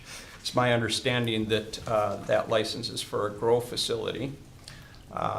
which violated our odor ordinances, not a dispensary. We have multiple dispensaries, I think 6+, 7+, something in the city. Their sales tax is what goes to our state government. And eventually, at the end of the year, it gets divvied up, and it goes to different counties and cities according to whatever formula they have. And yes, we received about $300,000 or more the year in question are noted. But it needs to be understood that that comes from a pot in the government above us, that it's divvied up by a formula, that it comes from the sales tax. And so it doesn't come from that one grow facility, if it even comes from the grow facility at all. So it's just some distinctions there. What does come from the grow facility is the smell, which I smelled as recent as yesterday, all day, on my weekend, in my yard. And unfortunately, I can't rely on our validation methods, so I don't even bother anymore. I didn't realize that when I call it in, it doesn't get validated in the time that I'm experiencing that window of displeasure. And so some of them get validated, some of them don't. Let's be clear that validating a claim is very different than the reality in the facts of the claim. So that's that. But yes, the MML, CapCon, it was a great experience in networking. It was my first time being at such an event. If municipal government isn't up your alley, then it's not for you. But I will say that Mr. Atwood did a phenomenal job emceeing the event. He even had this really spectacular music and flashy lights and an avatar up on the screen, and he kind of did a little bit of a jig, and so it was really neat to see him in that environment. I enjoyed the 2 days approaching him and addressing him as Mr. President because of his status at the MML. It was quite the time. But aside from that, there was some really great workshops. I did attend one, she said, it was about data. And actionable data in government, and so that was really good. Mr. Womack, I wasn't going to address a concern, but you raised it, and I want to clarify that there was no intent to offend you. The motion came as a result of wanting to be clear about expectations, which is the commission's job. We need to be clear that the commission has a job of oversight and setting expectations and giving direction according to that. It was my understanding in a conversation that we had shortly after the last Planning Commission meeting that you had every intent not to go to that meeting unless I could prove to you that you were required to by charter. And I said, well, we'll just solve it and see what the commission would like to do as a body. Because I thought the charter had supported, or at least ordinance or charter, had supported that expectation. And maybe it does in some weird language that can be translated or interpreted one way or another. But it's better that we just be clear about expectation setting. At the end of the day, we're your employer. And we want to make sure that we're making good employer decisions on behalf of the city of Lapeer. And we also want to make sure that we don't set ourselves up for misunderstandings and unmet expectations and then hurt feelings along the way. So it was not intended to be a slight. It was intended for clarity and proper direction according to our role as elected officials and your employer. But I really wanted to address some things raised in public comment at the last meeting. There was a statement made that the city website has a page or a statement posted, and quite frankly, I may have seen it once back when the previous mayor was in office, and I want to be transparent about something. I didn't write that statement. It was a draft, either by staff or by the previous mayor in administration. And at the start of my term, I was asked whether my name could be attached with it or associated with it, and I agreed. I had enough on my plate onboarding at that time, and as some of you in the public know, that the meetings were quite tense and heavy and long-standing, and I was just drinking from a fire hose trying to get caught up to speed with information. So I allowed for that. So I want it to be clear that the criticism directed at that statement on its face is a criticism of something written long before I took office. I mention this not to deflect, but because it's a clear example of how malice moves faster than truth. When someone is determined to find fault, they'll find it even in places that on closer examination were never what they believed them to be. At the beginning of this year, we made genuine progress to move past some of that. Meetings were more constructive. The spirit since the beginning of the year has been disrupted once again. Where there is bitter envy and selfish ambition, confusion follows, and every kind of disorder follows with it, and I'm not surprised. Since taking office, I've witnessed possible violations of Open Meetings Act, officials who have served for years without a clear understanding of the laws that govern them, decisions with profound implications for residents moving forward without adequate information, and in some cases, active efforts to suppress that information, including moments before this very meeting. I was being emailed told that I'm not allowed to ask questions. I'm now looking into the possibility of nepotism, and after reading that ordinance tonight, cross-pollination of board memberships, contrary to the charter and ordinance guidelines, and the use of public money for personal benefit. There's more, but I need more time to fully understand what I've found. It's no wonder that those who have been long benefited by such a system would prefer that I were not asking these questions, but people perish for lack of knowledge, and that's why I'm asking. Why is there so much fighting and quarreling over these things? They seem petulant and petty. Well, because darkness doesn't want the light brought near. Those who have operated in it know what truth does to the arrangements they have built. My commitment to the residents of this city does not change just because it becomes uncomfortable for me or the people I'm asking the questions to. It does not stop because attacks come from unexpected places, even from those who call themselves people of faith. I want to speak plainly to that last point. There is a difference between disagreeing with a leader and aligning yourself with contempt, slander, and malice to bring one down. When believers borrow the world's methods, or even their opinions or judgments, they carry the world's accusations with them and present them as though they were righteous. Scripture does not call that discernment. It calls it friendship with the world. And friendship with the world is enmity with God. Free speech is a civic right. It's not a moral halo.